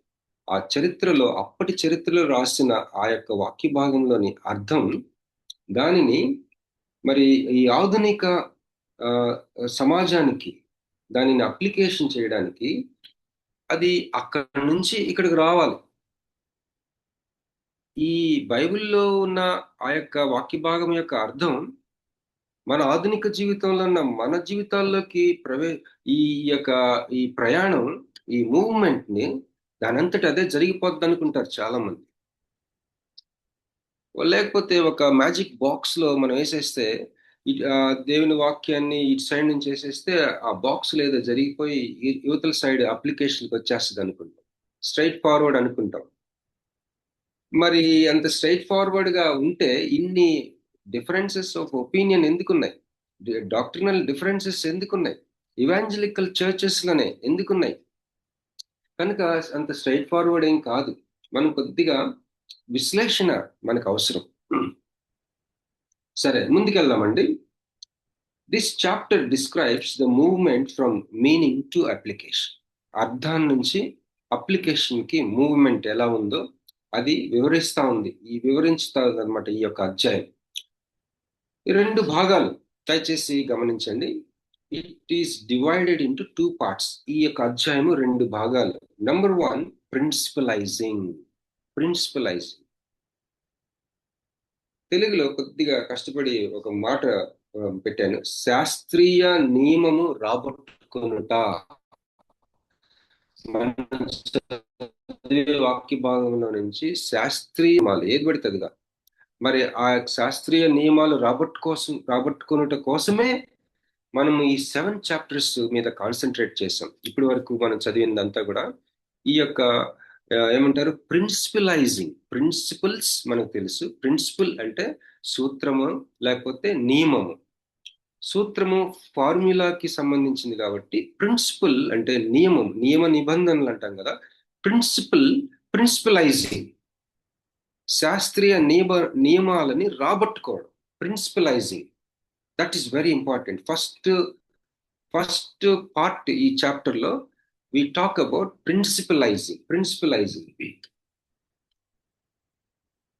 ఈ హెర్మెన్యూటిక్ గా అంటే వాక్యం అర్థం చెప్పే శాస్త్రీయ సంబంధమైన రీతిలో ఈ యొక్క వివరణాత్మకమైన వాక్య భాగాల యొక్క రెలవెన్స్ ని ప్రదర్శించటం ప్రిన్సిపలైజింగ్ అంటే. దేవుని వాక్యంలో ఉన్న రెలవెన్స్ నాకు ఎప్పుడు ఒక పాలిటీషియన్ గుర్తుకొస్తారు. ఆయన అడిగాడు. ఆయన ఒక ఏదో ఓపెనింగ్ వచ్చినప్పుడు యేసుప్రభు వారి మాటలు ఈ యొక్క 21st సెంచరీలో రెలవెన్స్ కలిగి ఉన్నాయి అని చెప్పాడు. అంటే అది ఏదో పాతకాలపు ఏదో మనకి సంబంధించింది కాదు అని కాదు, కానీ మన జీవితాలకి ఎంతో అంటే సరిపోతాయి. రెలవెన్స్ అంటే మనకి చాలా మనకి అప్లై చేసుకోవడానికి, అంటే తీసావతలు పాడేయడానికి లేదు. రెలవెన్స్ ఉంది మన జీవితానికి, మన ఆధునిక సమాజానికి, సమయాలకి, కాలాలకి, సంస్కృతికి చాలా రెలవెన్స్ ఉంది. ఈ రెలవెన్స్ ని చూపించటానికే మనం బైబిల్ చదువుతాం.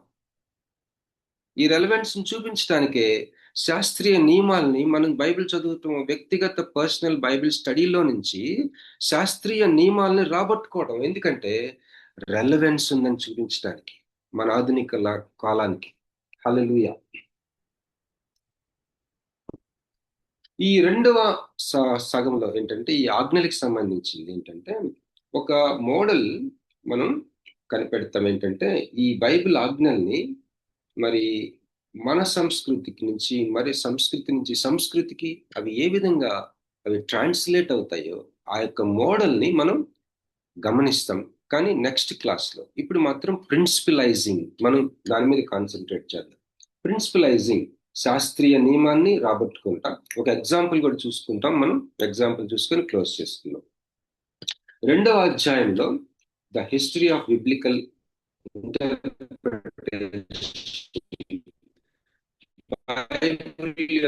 ఇంటర్ప్రిటేషన్ యొక్క చరిత్ర మనం చూసాం. సంఘ చరిత్ర 2000 సంవత్సరాలుగా బైబిల్ని అర్థం చేసుకునే ఆ యొక్క పండితులు కానీ, పామరులు కానీ, క్రైస్తవ సమాజం అంతా, ముఖ్యంగా పండితులు ఏ యొక్క శాస్త్రీయ పద్ధతులు వాడారు, ఎలాంటి మెథడ్స్ వాడారు, ఎలాంటి ప్రిన్సిపల్స్ వాడారు అని మనం రకరకాలైన కొంత చూసాం. వాటిలో మెయిన్ గా వాళ్ళు పాటించింది ఎక్కువగా యాలిగరీ అంటే ఏంటి తెలుగులో? యాలిగరీ అంటే నిగూఢమైన అర్థం ఉంది దీంట్లో. మనం చదివే ప్రతి భాగంలో ఒక నిగూఢమైన అర్థం ఉంది. ఇది ఏదో దేని గురించో చెప్తా ఉంది. అలాగే ఉపమానం ఇది, లేకపోతే ఉదాహరణ, బెస్ట్ ఎగ్జాంపుల్ కుందేలు తాబేలు కథ. మనం ఈ కుందేలు తాబేలు కథను ఎందుకు చెప్పుకుంటాం? ఒక లెసన్ మనం నేర్చుకోవడానికి. దీన్ని ఈ కుందేలు తాబేలు కథ ద్వారా మనము ఒక గంభీరమైన జీవిత పాఠాన్ని మనం దానికోసం ఈ కథని వాడుకుంటాం. సేమ్ ప్రిన్సిపల్ బైబిల్లో కూడా అప్లై చేసేవారు చరిత్రలో. దీనిని యాలిగరైజింగ్ అంటారు. అంటే ఏదో ఉంది, ఒక నిగూఢమైన గంభీరమైన జీవిత పాఠం ప్రతి దాంట్లో. ఇది రిజెక్ట్ చేయబడింది. నిజానికి చాలా మంది గొప్ప గొప్ప దేవుని సేవకులు కూడా ఈ పద్ధతిని వాడారు. కానీ కాలక్రమేణా బైబిల్ పండితులు, ఇవాంజలికల్ ప్రపంచము ఈరోజు అనేకమైన ఆరోగ్యకరమైన సిద్ధాంతాల మీద నిలబడిన సంఘాల సమాహారము దీన్ని ఏం చేసిందంటే ఈ పద్ధతిని త్రోసివేసి. ఎందుకు త్రోసివేసిందంటే ఈ ఆలిగారిజం ఇలాంటి పద్ధతి, కుందేలు తాబేలు కథ లాంటి పద్ధతి, ఈ పద్ధతిలో దేవుని వాక్యాన్ని అర్థం చేసుకునే ఆ యొక్క పద్ధతి అది నిజానికి ఏం చేస్తుందంటే రచయిత ఏ అర్థంతో రాశాడో ఆ అర్థాన్ని మిస్ అవ్వడానికి చాలా అవకాశం ఉందని చెప్పేసి ఆలిగరీ అనే పద్ధతిని త్రోసివేసి. అయితే ప్రత్యామ్నాయం ఏంటి? ఆలిగరీ అనే పద్ధతికి ప్రత్యామ్నాయమే ప్రిన్సిపలైజింగ్, ఈ యొక్క సూత్రాలు లేకపోతే శాస్త్రీయంగా నియమాలని రాబట్టుకోవడం అనే పద్ధతి. శాస్త్రీయంగా నియమాలను రాబట్టుకుంటాం అనే పద్ధతి ఈ యొక్క ఆలిగరీకి ఇది ప్రత్యామ్నాయం, ఆల్టర్నేట్ మెథడ్ అన్నమాట. ఓకే, తర్వాత ఒక్కొక్కసారి మనం వాక్యం చెప్పేటప్పుడు simple recounting of the scripture మనం ఒకసారి చదువుతాం. నేను కూడా చేశాను ఇట్లాంటి పొరపాటు. ఏంటంటే సింపుల్ రీకౌంటింగ్ అంటే చదివేసేసి వాక్యాన్ని దాన్ని ఒకసారి దాన్ని ఉన్నదన్నట్టు అక్కడ ఏం రాసిందో అది ఒకసారి వివరించడం. దానివల్ల ఏమవుతుందంటే సరిపోదు, ఆ ఎక్స్పోజర్ మెథడ్ సరిపోదు, ఇన్సఫిషియంట్ అండ్ ఇన్ఎఫెక్టివ్ మెథడ్. అది ఎలా ఉంటుందంటే బీసీ మెసేజ్ లాగా, అంటే ఎప్పుడో ఆయన రాసిన ఆ టైంలో ఆ యొక్క ఆడియన్స్కి అది రెలవెంట్గా ఉంటుంది, సరిపోతా ఉంటుంది, లేకపోతే కనెక్ట్ అవ్వగలదు. కానీ మనకి అంత ఆ పద్ధతి just direct recounting is not sufficient. ఏం చేయాలి మరి? What is needed is different expository method. మరి యొక్క పద్ధతి అవసరం ఏంటంటే అదేం చేస్తుందంటే వివరణాత్మకమైన వాక్య భాగాల్లో నుంచి దాని యొక్క రెలవెన్స్ ని గుర్తించాలి. మనం ఒక ఎగ్జాంపుల్ చేయబోతున్నాం ఇప్పుడు. దాంట్లో మీరు ఐడెంటిఫై చేయగలరు ఈ పాయింట్స్ అన్ని.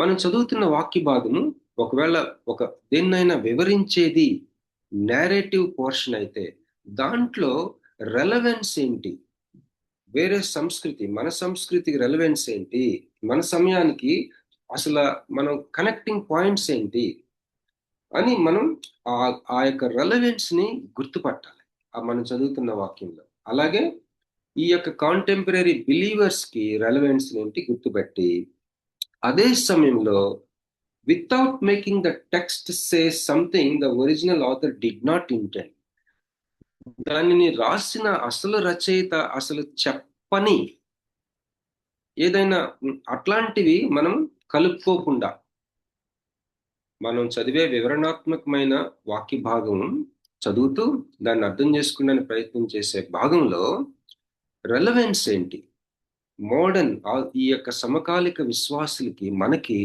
రెలవెన్స్ ఏంటి, దాన్ని గుర్తిస్తూ ఒరిజినల్ రైటర్ యొక్క మీనింగ్ని మనం మీనింగ్ కానివి అసలు ఆయన ఏ ఉద్దేశంతో రాశాడు అది కాకుండా మనం ఏమి కూడా పెట్టుకోకుండా చేసే దానిని ప్రిన్సిపలైజింగ్ అంటారు. మళ్ళీ ఒకసారి చెప్తాను. It's actually another expository method. ఇది ఎక్స్పోజిటరీ మెథడ్, దేవుని వాక్యాన్ని ఎక్స్పోజ్ చేయడం. మనకి ఈ పద్ధతిలో ఏంటంటే ముఖ్యమైన విషయం, మనం చదువుతున్న నేరేటివ్ పోర్షన్స్ ని దాంట్లో రెలవెన్స్ అంటే తెలుగులో ఎవరైనా సహాయం చేయగలరా? కరెక్ట్ వర్డ్ రెలవెన్స్ అంటే రిలేట్ అవ్వగలుగుతాం, మనం కనెక్ట్ అవ్వగలుగుతాం. ఇప్పుడు ఏదన్నా సాంగ్ వస్తామంటే సడన్ గా మనం కనెక్ట్ అవుతాం, రెలవెంట్ గా ఫీల్ అవుతాం, మనకి సంబంధించింది మనం ఏమంటారు కనెక్ట్ అవ్వగలుగుతాం.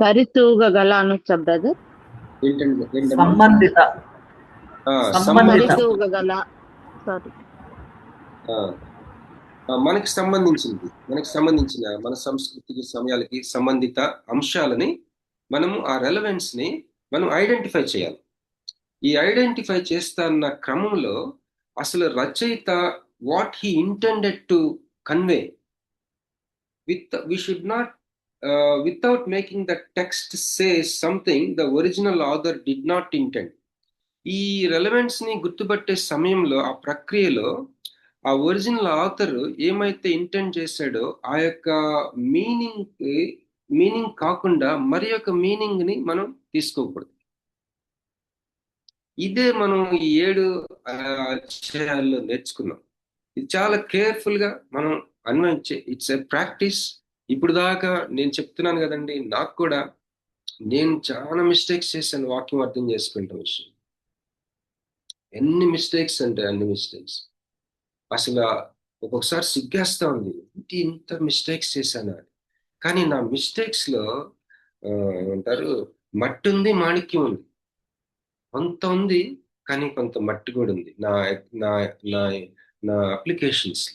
ఇంతవరకు నేను చేసింది కానీ ఇంత చక్కగా రెలవెన్స్ని కానీ ఐడెంటిఫై చేయగలిగితే, మన జీవితాలకు సంబంధించిన నియమాలు మనం చదువుతున్న వివరణాత్మకమైన వాక్య భాగాల్లో మనం కానీ గుర్తించగలిగితే, దానిని గుర్తించిన క్రమంలో అసలు ఈ ఆథర్ ఏం చెప్తా ఉన్నాడు, ఈ ఆథర్ చెప్పే మీనింగ్ ని డిస్టర్బ్ చేయకుండా, దానికి ఏం కలపకుండా, అలా వేరేవి ఆథర్ చెప్తున్న మీనింగ్ కాకుండా వేరేవి తీసుకోకుండా ఉండాలి. దానికే మనం చారిత్రక విశ్లేషణ నేర్చుకున్నాం.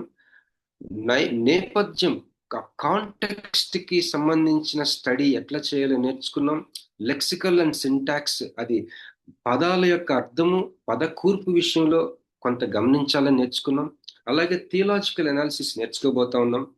మరి ముఖ్యంగా లార్జర్ కాంటెక్స్ట్, ఇమీడియట్ కాంటెక్స్ట్, పుస్తకం యొక్క ఆ యొక్క పర్టికులర్ బైబిల్ మనం చదివే వాక్య భాగం ఏ యొక్క మత్తయి సువార్తలో ఉందనుకోండి, ఆ యొక్క పర్పస్ ఏంటి, ఆ బుక్ యొక్క పర్పస్ ఏంటి, మనం చదువుతున్న ఆ యొక్క వాక్య భాగంలో మనం రాబట్టుకొచ్చిన శాస్త్రీయ నియమాలు అవి బైబిల్లో మిగతా చోట్ల చెప్తున్న దానితోటి కొంత ఏకీభవిస్తున్నాయా లేదా, వీటన్నిటిని గమనించుకుంటూ ఈ ప్రిన్సిపల్స్ చేసుకుంటే you are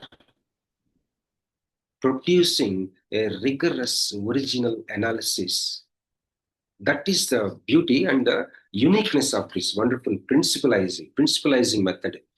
మన వాక్యం చదువుతున్నప్పుడు దీంట్లో నుంచి దాంట్లోకి, దాంట్లో నుంచి దీంట్లోకి, దీంట్లో నుంచి అలెగరైజ్,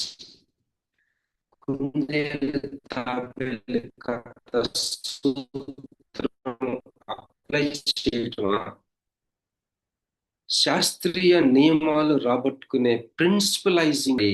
మనం ఈ చరిత్ర, ఈ భూమి మీద ఉన్న అనేకమైన కొన్ని లక్షల సంబంధించిన ఇవాంజలికల్ చర్చెస్ కి సంబంధించిన నాయకత్వం ఈ అలెగరైజింగ్ అనే ఈ పద్ధతిని రిజెక్ట్ చేసి, ఈ ప్రిన్సిపలైజింగ్ అనేది హెల్దీ మెథడ్. ఇంకొన్ని మాటలు చూసుకొని ముగించుకున్నాం.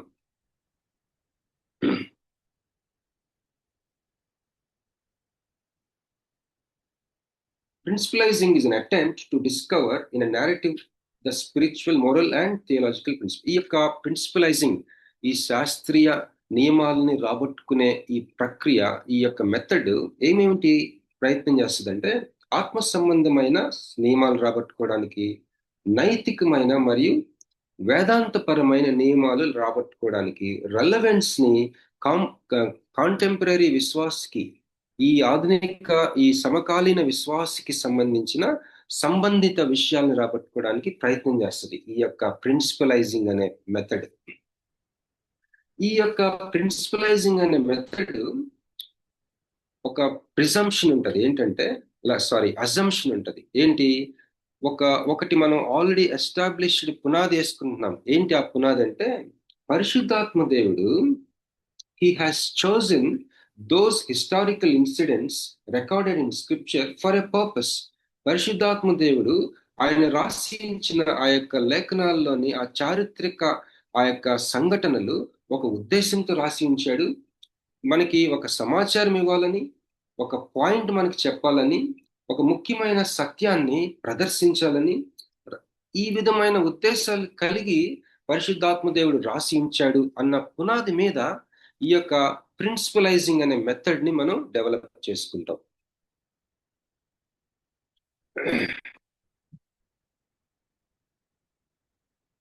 ఇక్కడ మనం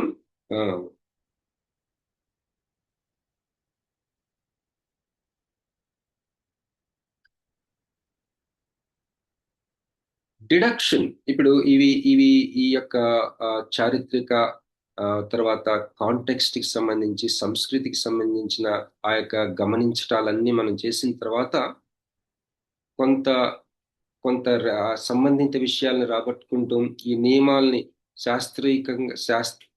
శాస్త్రబద్ధంగా నియమాల్ని రాబట్టుకునే ప్రక్రియలో కొంత ముందుకెళ్ళిన తర్వాత ఏమి పద్ధతి, ప్రాసెస్ ఆఫ్ డిడక్షన్, అంటే కొన్నిటిని పక్కన పెడతా ఉంటాం, మనకు కావాల్సిన వాటిని ఎలాగా సమకూర్చుకుంటూ ప్రాసెస్ ఆఫ్ డిడక్షన్ యూజ్ చేసుకుంటూ గ్రహించుకుంటాం. ఇట్లాంటివే చేస్తామని ఉంటారు మీరు, కానీ ఇంకొంత క్లారిటీ అన్నమాట.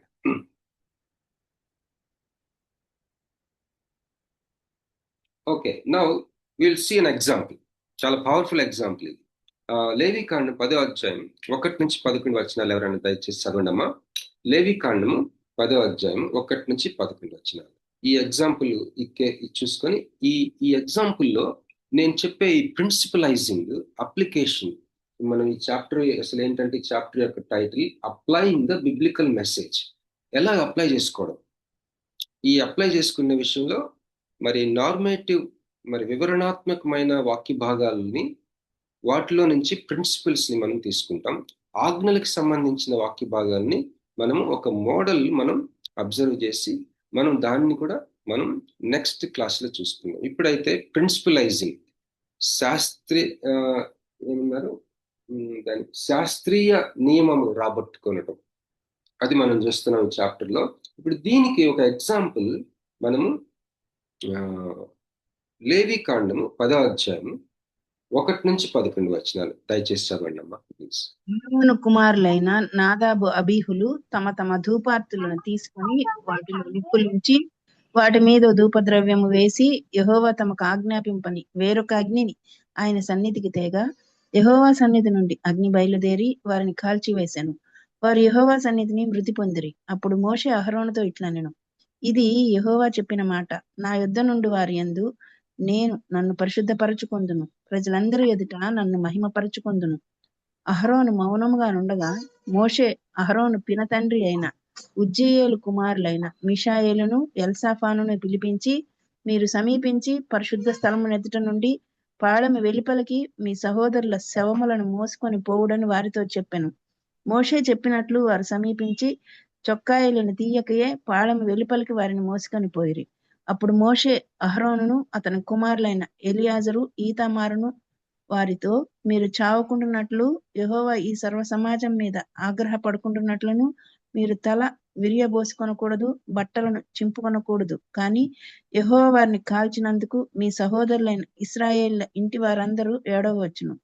యెహోవా అభిషేక తైలము మీ మీద ఉన్నది కనుక మీరు చావకుంటున్నట్లు మీరు ప్రత్యక్షపు గుడారం యొక్క ద్వారములో నుండి బయలు వెళ్ళకూడదనెను.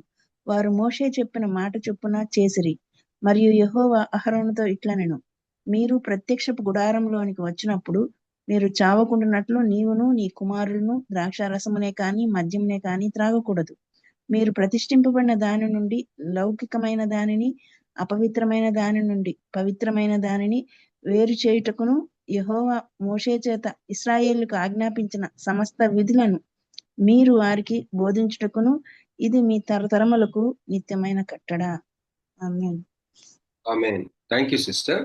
ఇక్కడ అన్హోలీ ఫైర్, మరి మొదటి వచనంలో వేరొక అగ్ని, నాదాబు అబీహు. ఇది ఈ యొక్క స్టోరీ చాలా సంక్షిప్తంగా, అలాగే ఒక ప్రత్యేకమైన మరి తీర్పు చాలా క్షణాల్లో జరిగిపోయిన ఒక స్టోరీ, చాలా ఇంట్రెస్టింగ్ స్టోరీ ఇది. అసలు ఈ స్ట్రేంజ్ ఫైర్ అంటే ఏంటి అన్నది మనకి ఇక్కడ ఇమీడియట్ గా మనకి కనపడదు. చాలా ఫోర్స్ఫుల్ రెస్పాన్స్ దేవుని దగ్గర నుంచి వస్తుంది. ఇది అసలు కొంత ఎగ్జామిన్ చేద్దాం. దీనిని మనం ఏ విధంగా ఈ యొక్క ప్రిన్సిపల్స్ ని, ఈ యొక్క నియమాలని, శాస్త్రీయ నియమాలని ఈ యొక్క భాగంలో నుంచి ఏ విధంగా మనం రాబట్టుకుంటాం, దాన్ని అప్లై ఎలా చేసుకోవాలి, మనం ఈ ఎగ్జాంపుల్ ని మనం టెక్స్ట్ బుక్ లో నుంచి నేను షేర్ చేస్తున్నానండి, మనం చూసుకుందాం. ఇక్కడ లేవికాండం 8వ అధ్యాయం చూసుకుంటే మనం ఇప్పుడు చదవం, కానీ ఇక్కడ ఏం జరిగిందంటే కాంటెక్స్ట్, ఈ నేపథ్యం ఏంటి, ఈ సందర్భం ఏంటంటే Aaron and his sons had just been consecrated to the priesthood. ఈ యొక్క యాజకత్వపు పనికి అప్పుడే వాళ్ళు ప్రతిష్ఠించబడ్డారు, అహరోను తన కుమారులు.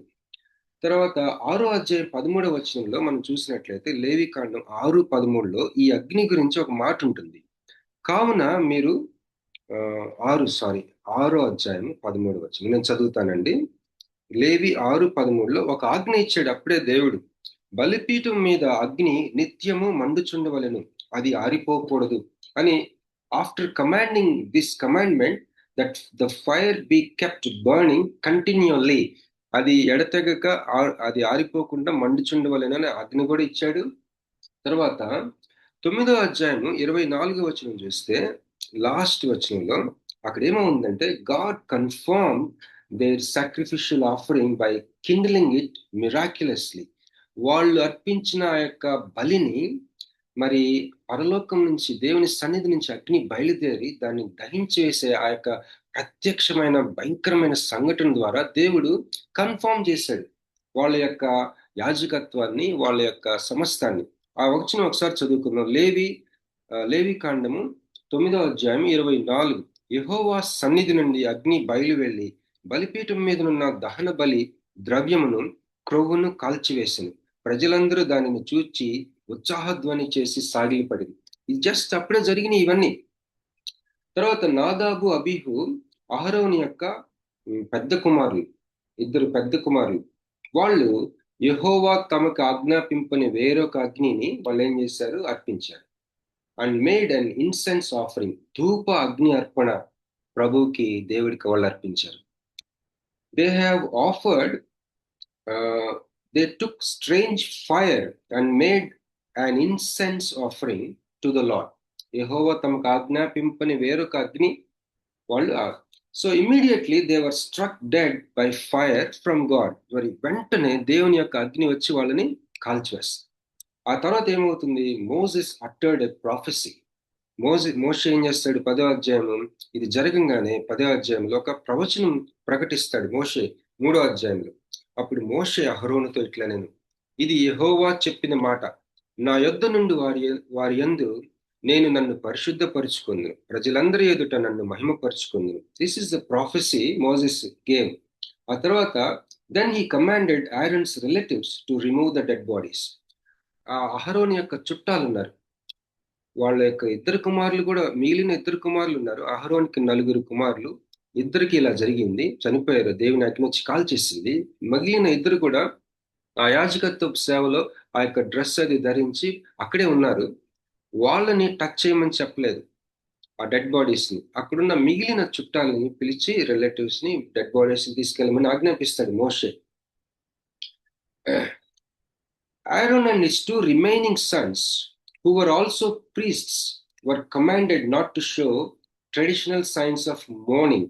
మరి మోషే ఆజ్ఞాపిస్తాడు, దేవుడు మోషే ద్వారా ఆజ్ఞాపిస్తాడు మిగిలిన ఇద్దరు కుమారులకి ఈ యొక్క సాంప్రదాయబద్ధమైన సంబంధమైన ఆచారాలకు సంబంధించిన ఆ యొక్క దుఃఖపడే ఆ యొక్క పద్ధతులు ఉంటాయి వాళ్ళకి చనిపోయినప్పుడు. అలాంటివి ఎటువంటి పరిస్థితుల్లో చూడటానికి వీల్లేదు. What command an emotional level చూడండి దేవుని సేవకి. అలాగా లెట్టింగ్ ఆ యొక్క కార్యక్రమాలు ఏంటంటే, వారి జుత్తుని లూజ్ గా వదిలేయటం, వాళ్ళ దుస్తుల్ని చింపేసుకోవడం, ఇలాంటివి మీరు చేయడానికి వీల్లేదని ఆజ్ఞాపించాడు ఆ మిగిలిన ఇద్దరు కుమారులు. వాళ్ళు ప్రీస్ట్స్ గా అప్పటికే ఉన్నారు. Although their relatives were allowed to do so. మిగిలిన చుట్టాలు ఈ విధమైన దుఃఖపడటానికి వాళ్ళు అలౌ చేయబడ్డారు. God then gave Aaron 3 commands. దేవుడు అహరోన్కి ఇప్పుడు ఇది జరగంగానే 3 ఆజ్ఞలు ఇచ్చాడు. నెంబర్ 1 ఏంటంటే 10వ అధ్యాయం 8-10 వచనాలు.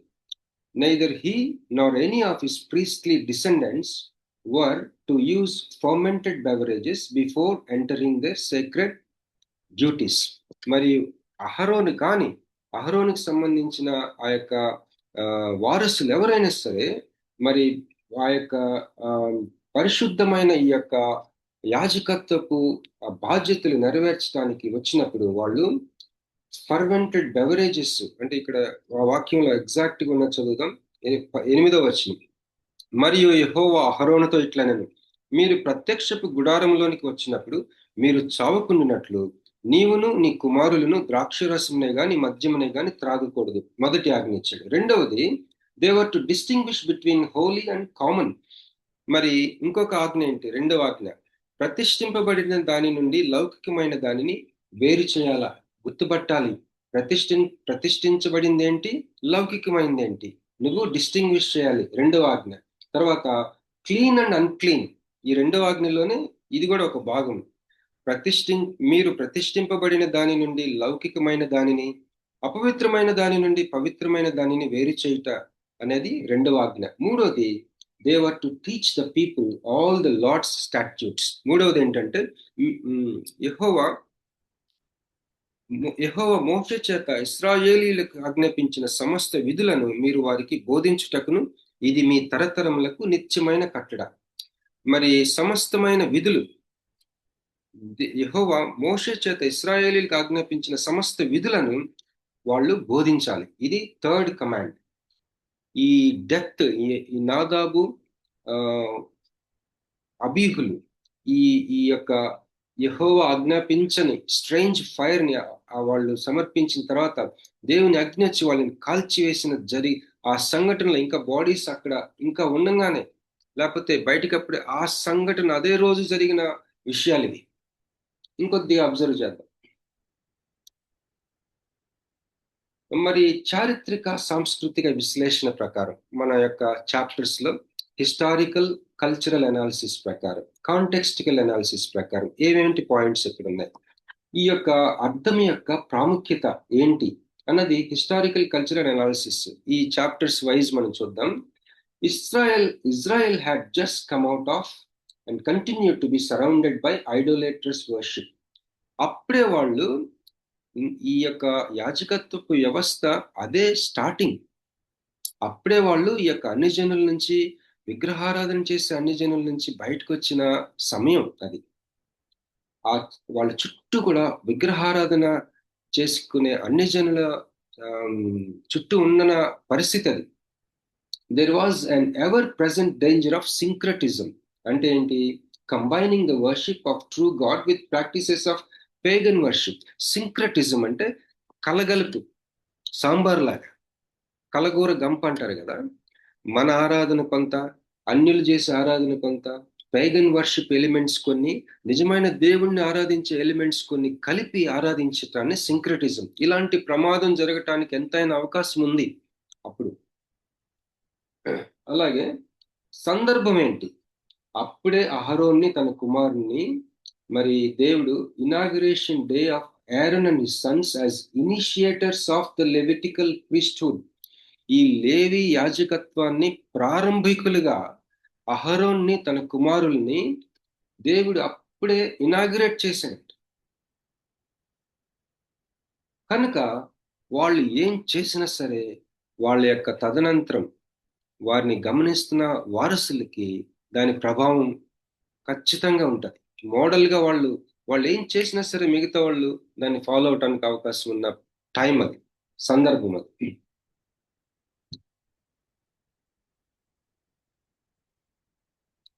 దేవుడు ఈ యొక్క స్ట్రేంజ్ ఫైర్ ని అంగీకరించాలా, త్రోసివేయాలా అన్నది యాజకత్వపు యొక్క ప్రయాణం అంతా, ఆ యొక్క యాజకత్వపు భవిష్యత్తునే సవాలు చేసే విషయం అది. ఆ యాజకత్వపు యొక్క భవిష్యత్ మొత్తం దేవుని యొక్క నిర్ణయం మీద ఆధారపడిన ఒక కాంటెక్స్ట్ అది. అలాగే lexical and syntactical and theological analysis ఏంటి చూద్దాం. ఫైర్, అగ్ని అన్నది it's a divine symbol in almost all ancient religions including Judaism. మరి యూదా మతంలో, అప్పట్లో ఉన్న ప్రాచీన మతాలన్నింటిలో కూడా అగ్ని అంటే ఒక దైవ సంబంధమైన సింబల్ అది.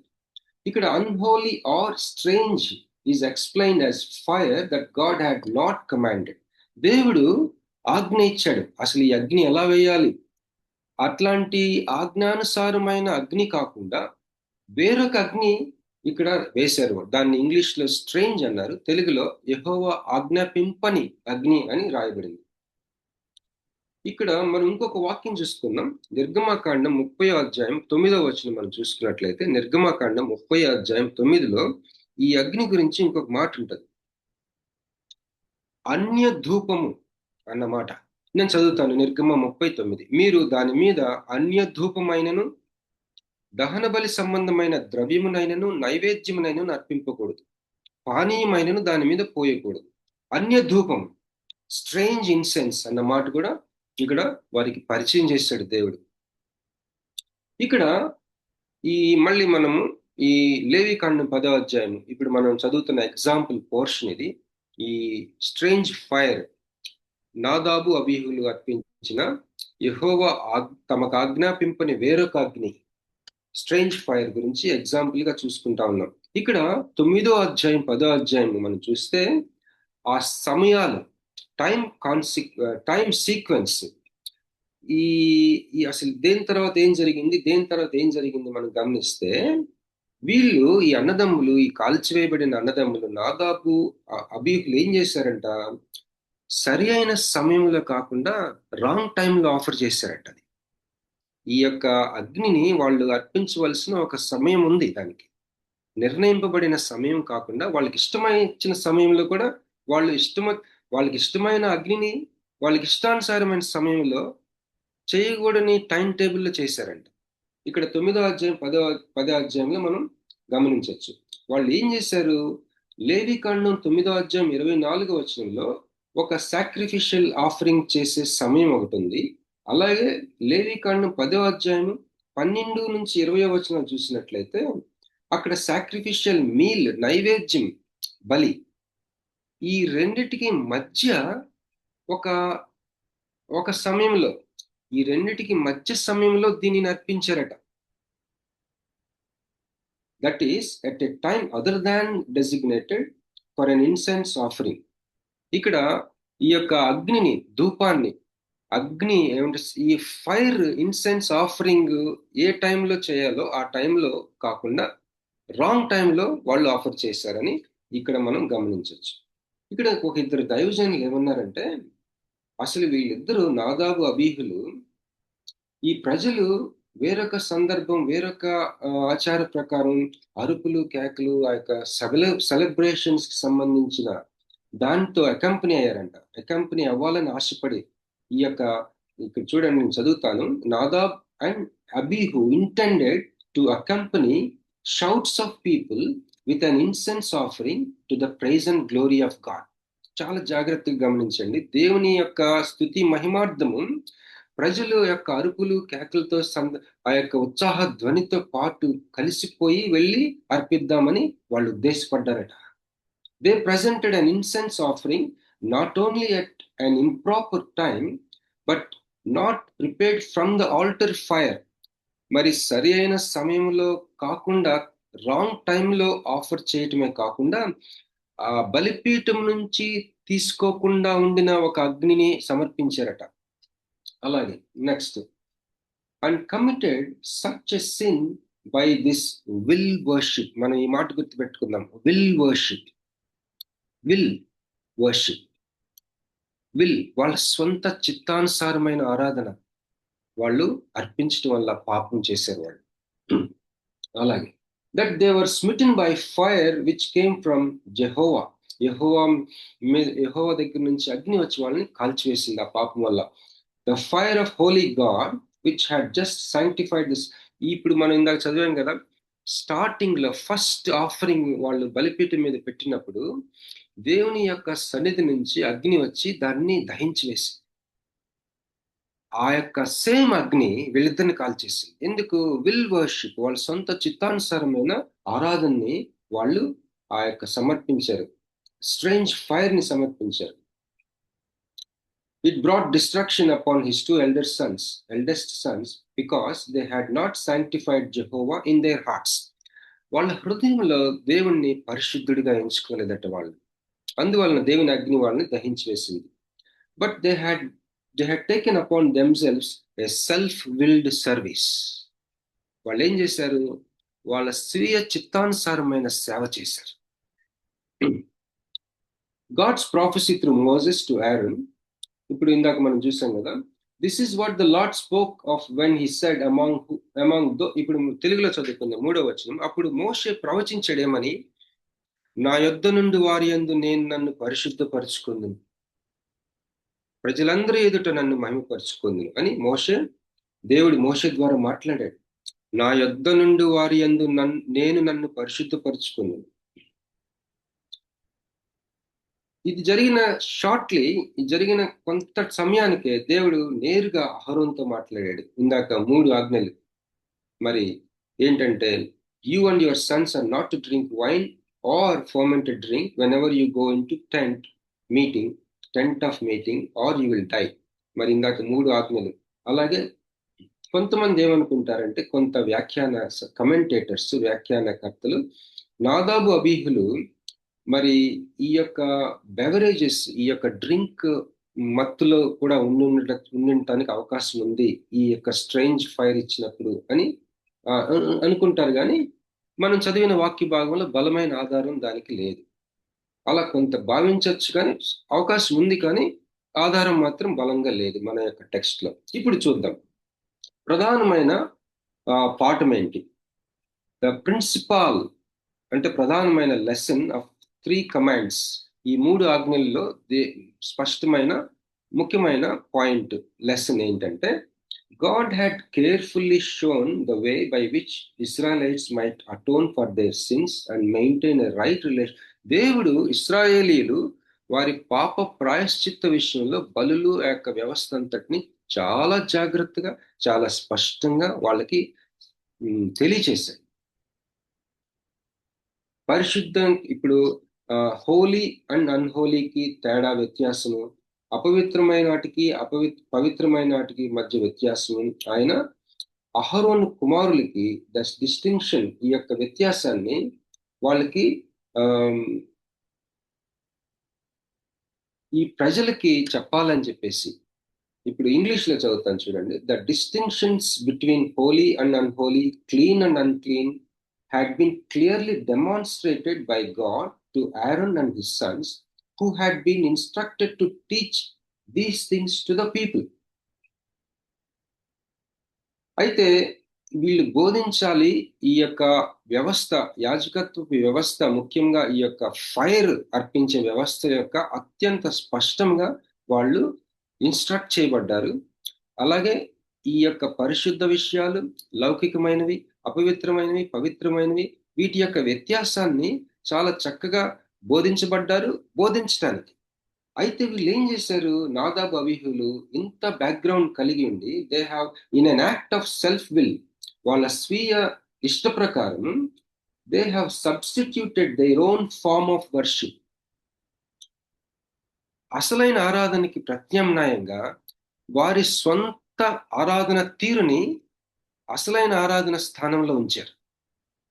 ఇన్ని తెలిసింది కూడా దేవుని యొక్క ఆజ్ఞలు అనే పరిశుద్ధమైన విషయాలకి, అలాగే మనిషి యొక్క సెల్ఫ్ ఇనిషియేటెడ్ రిలీజియస్ యాక్షన్, మనిషి తనంతటి తాను మత సంబంధమైన క్రియలకి, అంటే అన్హోలీ లేకపోతే సామాన్యమైనవి, లౌకికమైనవి, వీటికి మధ్య తేడాని వాళ్ళు అలికిడిగా చేసేసారు.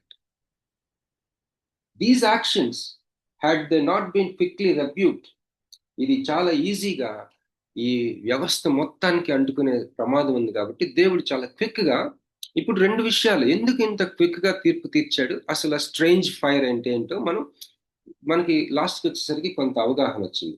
ముఖ్యమైన 2వ పాయింట్, ఫస్ట్ పాయింట్ ఏం చూస్తాం మనం, ఈ యొక్క సెల్ఫ్ విల్డ్ ఆరాధన ఏ విధంగా సబ్స్టిట్యూట్ చేయబడింది ఈ యొక్క అన్నదమ్ములు చనిపోయిన వాళ్ళు చేసిన పని చూసాం. 2వది చాలా ముఖ్యమైనది, ఇది కూడా ఇస్ ఫౌండ్ దట్ దేవుడు మనల్ని, మనుషుల్ని సమాధానపరుచుకునేది ఆయన కృప మీద ఆధారపడి ఉంటది, అంతేగాని మ్యాన్స్ సెల్ఫ్ విల్డ్ మీద లేకపోతే సెల్ఫ్ ఇనిషియేటెడ్ ప్రాక్టీసెస్ మీద ఆధారపడి ఉండదు. హల్లెలూయా!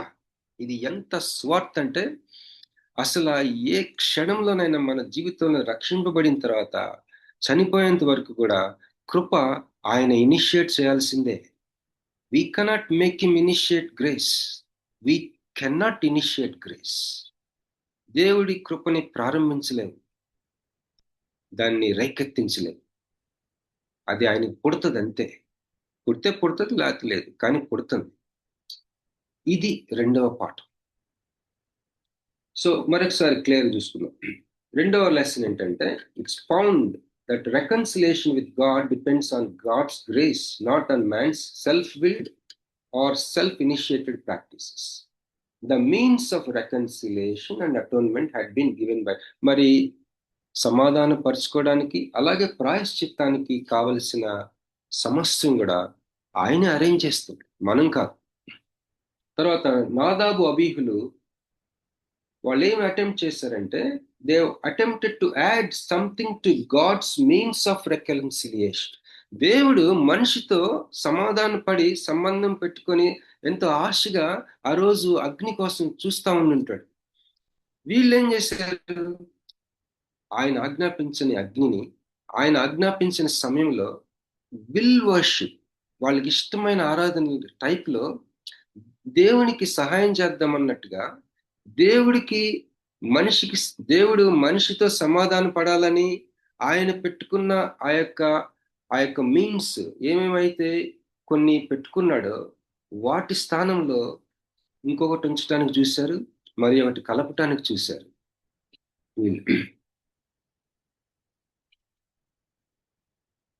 వీళ్ళు they stand as example to all people and all religions that substitute their own actions for God's grace. దేవుని యొక్క కృపకి ప్రత్యామ్నాయంగా వారి సొంత క్రియలను పెట్టుకునే సమస్త మతాలకి, సమస్త ప్రజలకి వీళ్ళు ఒక ఉదాహరణ, వీళ్ళిద్దరు అన్నదమ్ములు.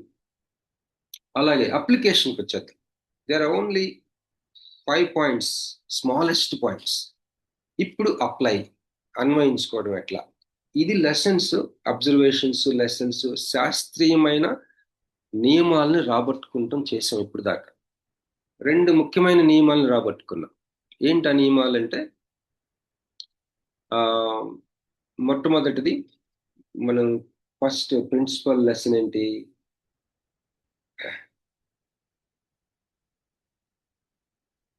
Self wild worship. ఈ అన్నదమ్ములు ఏం చేశారు, ఎంతో కేర్ఫుల్ గా ఇన్స్ట్రక్ట్ చేయబడ్డారు, ఇన్స్ట్రక్ట్ చేయబడ్డారు. వాళ్ళకి అన్ని కూడా చాలా క్లియర్ గా ఎక్స్ప్లెయిన్ చేయబడింది. ఆ యొక్క యాజకత్వపు ప్రతి స్టెప్, ముఖ్యంగా ఈ ఫైర్ విషయంలో ఇన్స్ట్రక్షన్స్ క్లియర్ గా ఇవన్నీ, టైమింగ్ అండ్ పద్ధతి ఆ విధంగా ఉండి కూడా వాళ్ళు ఏం చేశారంటే, they substituted their own form of worship. అది మొట్టమొదటిగా మనం నేర్చుకున్నాం.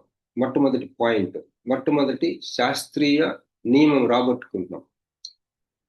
ఓకే, రెండోది ఏంటంటే, దేవుని కృపని వాళ్ళు ప్రారంభించగలరు అనుకున్నారు. దేవుని కృప కోసం దేవుని కృపని ఇనిషియేట్ చేయగలరు అనుకున్నారు వాళ్ళు. We cannot initiate God's grace. దేవుడి కృపని నువ్వు పుట్టించలేవు, దేవుడిలో ఆయన కృపని నువ్వు పుట్టించలేవు. అది రెండవ శాస్త్రీయ నియమం. ఇప్పుడు అప్లై చేసుకుంది. God is the initiator of his mercy and grace in the divine human relationship. ఈ దైవ మానవ సంబంధంలో దేవుడు మాత్రమే ఆయన కృపా కనికరాలని ఇనిషియేట్ చేయగలడు. ఇనిషియేటర్, తను ప్రారంభించేవాడు ఆయన. ఇది అప్లికేషన్. రెండోది, we are respondents to that grace. మనం కేవలము స్పందించేవారమే. ప్రారంభకుడు ఆయన, కృపా కనికరాలను ఇనిషియేటర్ ఆయన, వీఆర్ ద రెస్పాండెంట్స్. మరి విశ్వాసులు, నాయకులు, దేవుడిచ్చిన గొప్ప బాధ్యత ఉంది ఇలాంటివి కేర్ఫుల్ గా టీచ్ చేయడానికి. ఏంటంటే, రక్షణ అనేది కేవలం దేవుని కృప వల్లనే జరుగుతుంది, కానీ మానవుల యొక్క క్రియల ద్వారా కాదు. అసలు ఎటువంటి పరిస్థితుల్లో ఆయన కృపని మనం ఇనిషియేట్ చేయలేం. He is the only initiator of grace and mercy and we are only the respondents, అంతే. తర్వాత పరిశుద్ధమైన వాటికి, లౌకికమైన వాటికి వ్యత్యాసాన్ని మనం గుర్తుపట్టాలి అన్నది అప్లికేషన్. ఒకవేళ మనమే ఇనిషియేటర్స్ గా దేవుని యొక్క కృపని స్పందించే వారం కాకుండా ఇనిషియేటర్ గా అన్నట్టుగా మనం గాని నమ్మి అలాగా గాని ప్రవర్తిస్తూ ఉంటే, ఒకవేళ మరి ముఖ్యంగా బాధ్యతాయుతమైన పొజిషన్స్ లో ఉండి సంఘంలో ఇలాంటి కానీ ప్రవర్తన కానీ ఉంటే మనమే ఇనిషియేటర్స్ గా దేవుని కృపని ఇనిషియేట్ చేసేది మనమే, మనం రెస్పాండెంట్స్ గా ఉండకుండా ఇనిషియేటర్స్ గా అనుకొని అలాంటి తీరుతెన్నులు కలిగి ఉంటే నాదాబు అబీకి జరిగిన పరిస్థితులు మనకు జరగటానికి ప్రమాదం ఉంది. ఇది కూడా అప్లికేషన్. దేవునికి స్తోత్రం కలిగిన గాక. కొన్ని గైడ్ లైన్స్ కూడా ఉన్నాయి. ప్రిన్సిపలైజింగ్ ఈ యొక్క శాస్త్రీయ నియమాలు రాబట్టుకునే విషయంలో కొన్ని గైడ్ లైన్స్ ఉన్నాయి. నెక్స్ట్ క్లాస్ లో మనం చూసుకుందాం. థ్యాంక్ యూ సో మచ్ అండి. నేను ముగిస్తాను. ఓవర్ టు సిస్టర్ ప్రసిద్ధ గారు. Praise God. Praise Lord brother. ఇప్పటి వరకు అప్లైయింగ్ ద బిబ్లికల్ మెసేజ్ అనే అంశం మీద నాదాబు మరియు అబీహుల మరణం గురించి చక్కగా వర్ణించిన బాబీ రత్నాకర్ గారికి ఏఎల్ వర్చువల్ అకాడమీ తరపున కృతజ్ఞతలండి. మరి ముగింపు ప్రార్థన ఆశీర్వాదం ఇవ్వవలసిందిగా పాస్టర్ మురళీ బాబాయ్ గారిని అనౌన్స్ చేస్తున్నాను. ప్రార్థన చేసుకోండి. మహాపరిశుద్ధుడా, జీవం కలిగిన దేవా, జీవాధిపతి, మీ ఘనమైన పాదాలకు వందనాలు, స్తోత్రాలు చెల్లిస్తున్నాను. ఏదైనా బైబిల్ క్లాసులో మీరు మాకు బోధించినటువంటి ఆదాపు విషయాల్లో మీరు మాకు తెలియజేసిన విషయాలను బట్టి మీకే వందనాలు, స్తోత్రాలు చెల్లిస్తున్నాను. నాయన చెప్పబడినటువంటి నేను ఈ పాటలన్నీ కూడా మా హృదయాల బదులుపరుచుకోవడానికి నాయన మీరు ఆయత్తపరచమని ప్రార్థిస్తున్నాను. ఇంకా నాయన బలమైన పని ముట్టుగా మీ కార్యక్రమాల్లో వాడుకోమని ప్రార్థిస్తున్నాను. మీ జ్ఞానంతో నింపండి. ఆత్మ సంబంధమైనటువంటి దీవెనలతో ఆ బిడ్డని ఇంకా బలపరచమని, ఆ బిడ్డ ద్వారా ఇంకా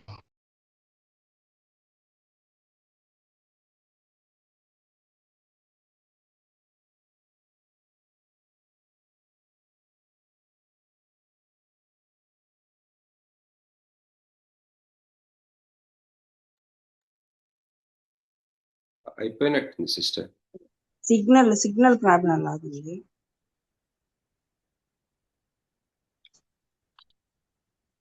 ఓకే బ్రదర్, స్టాప్ చేసుకుందామా?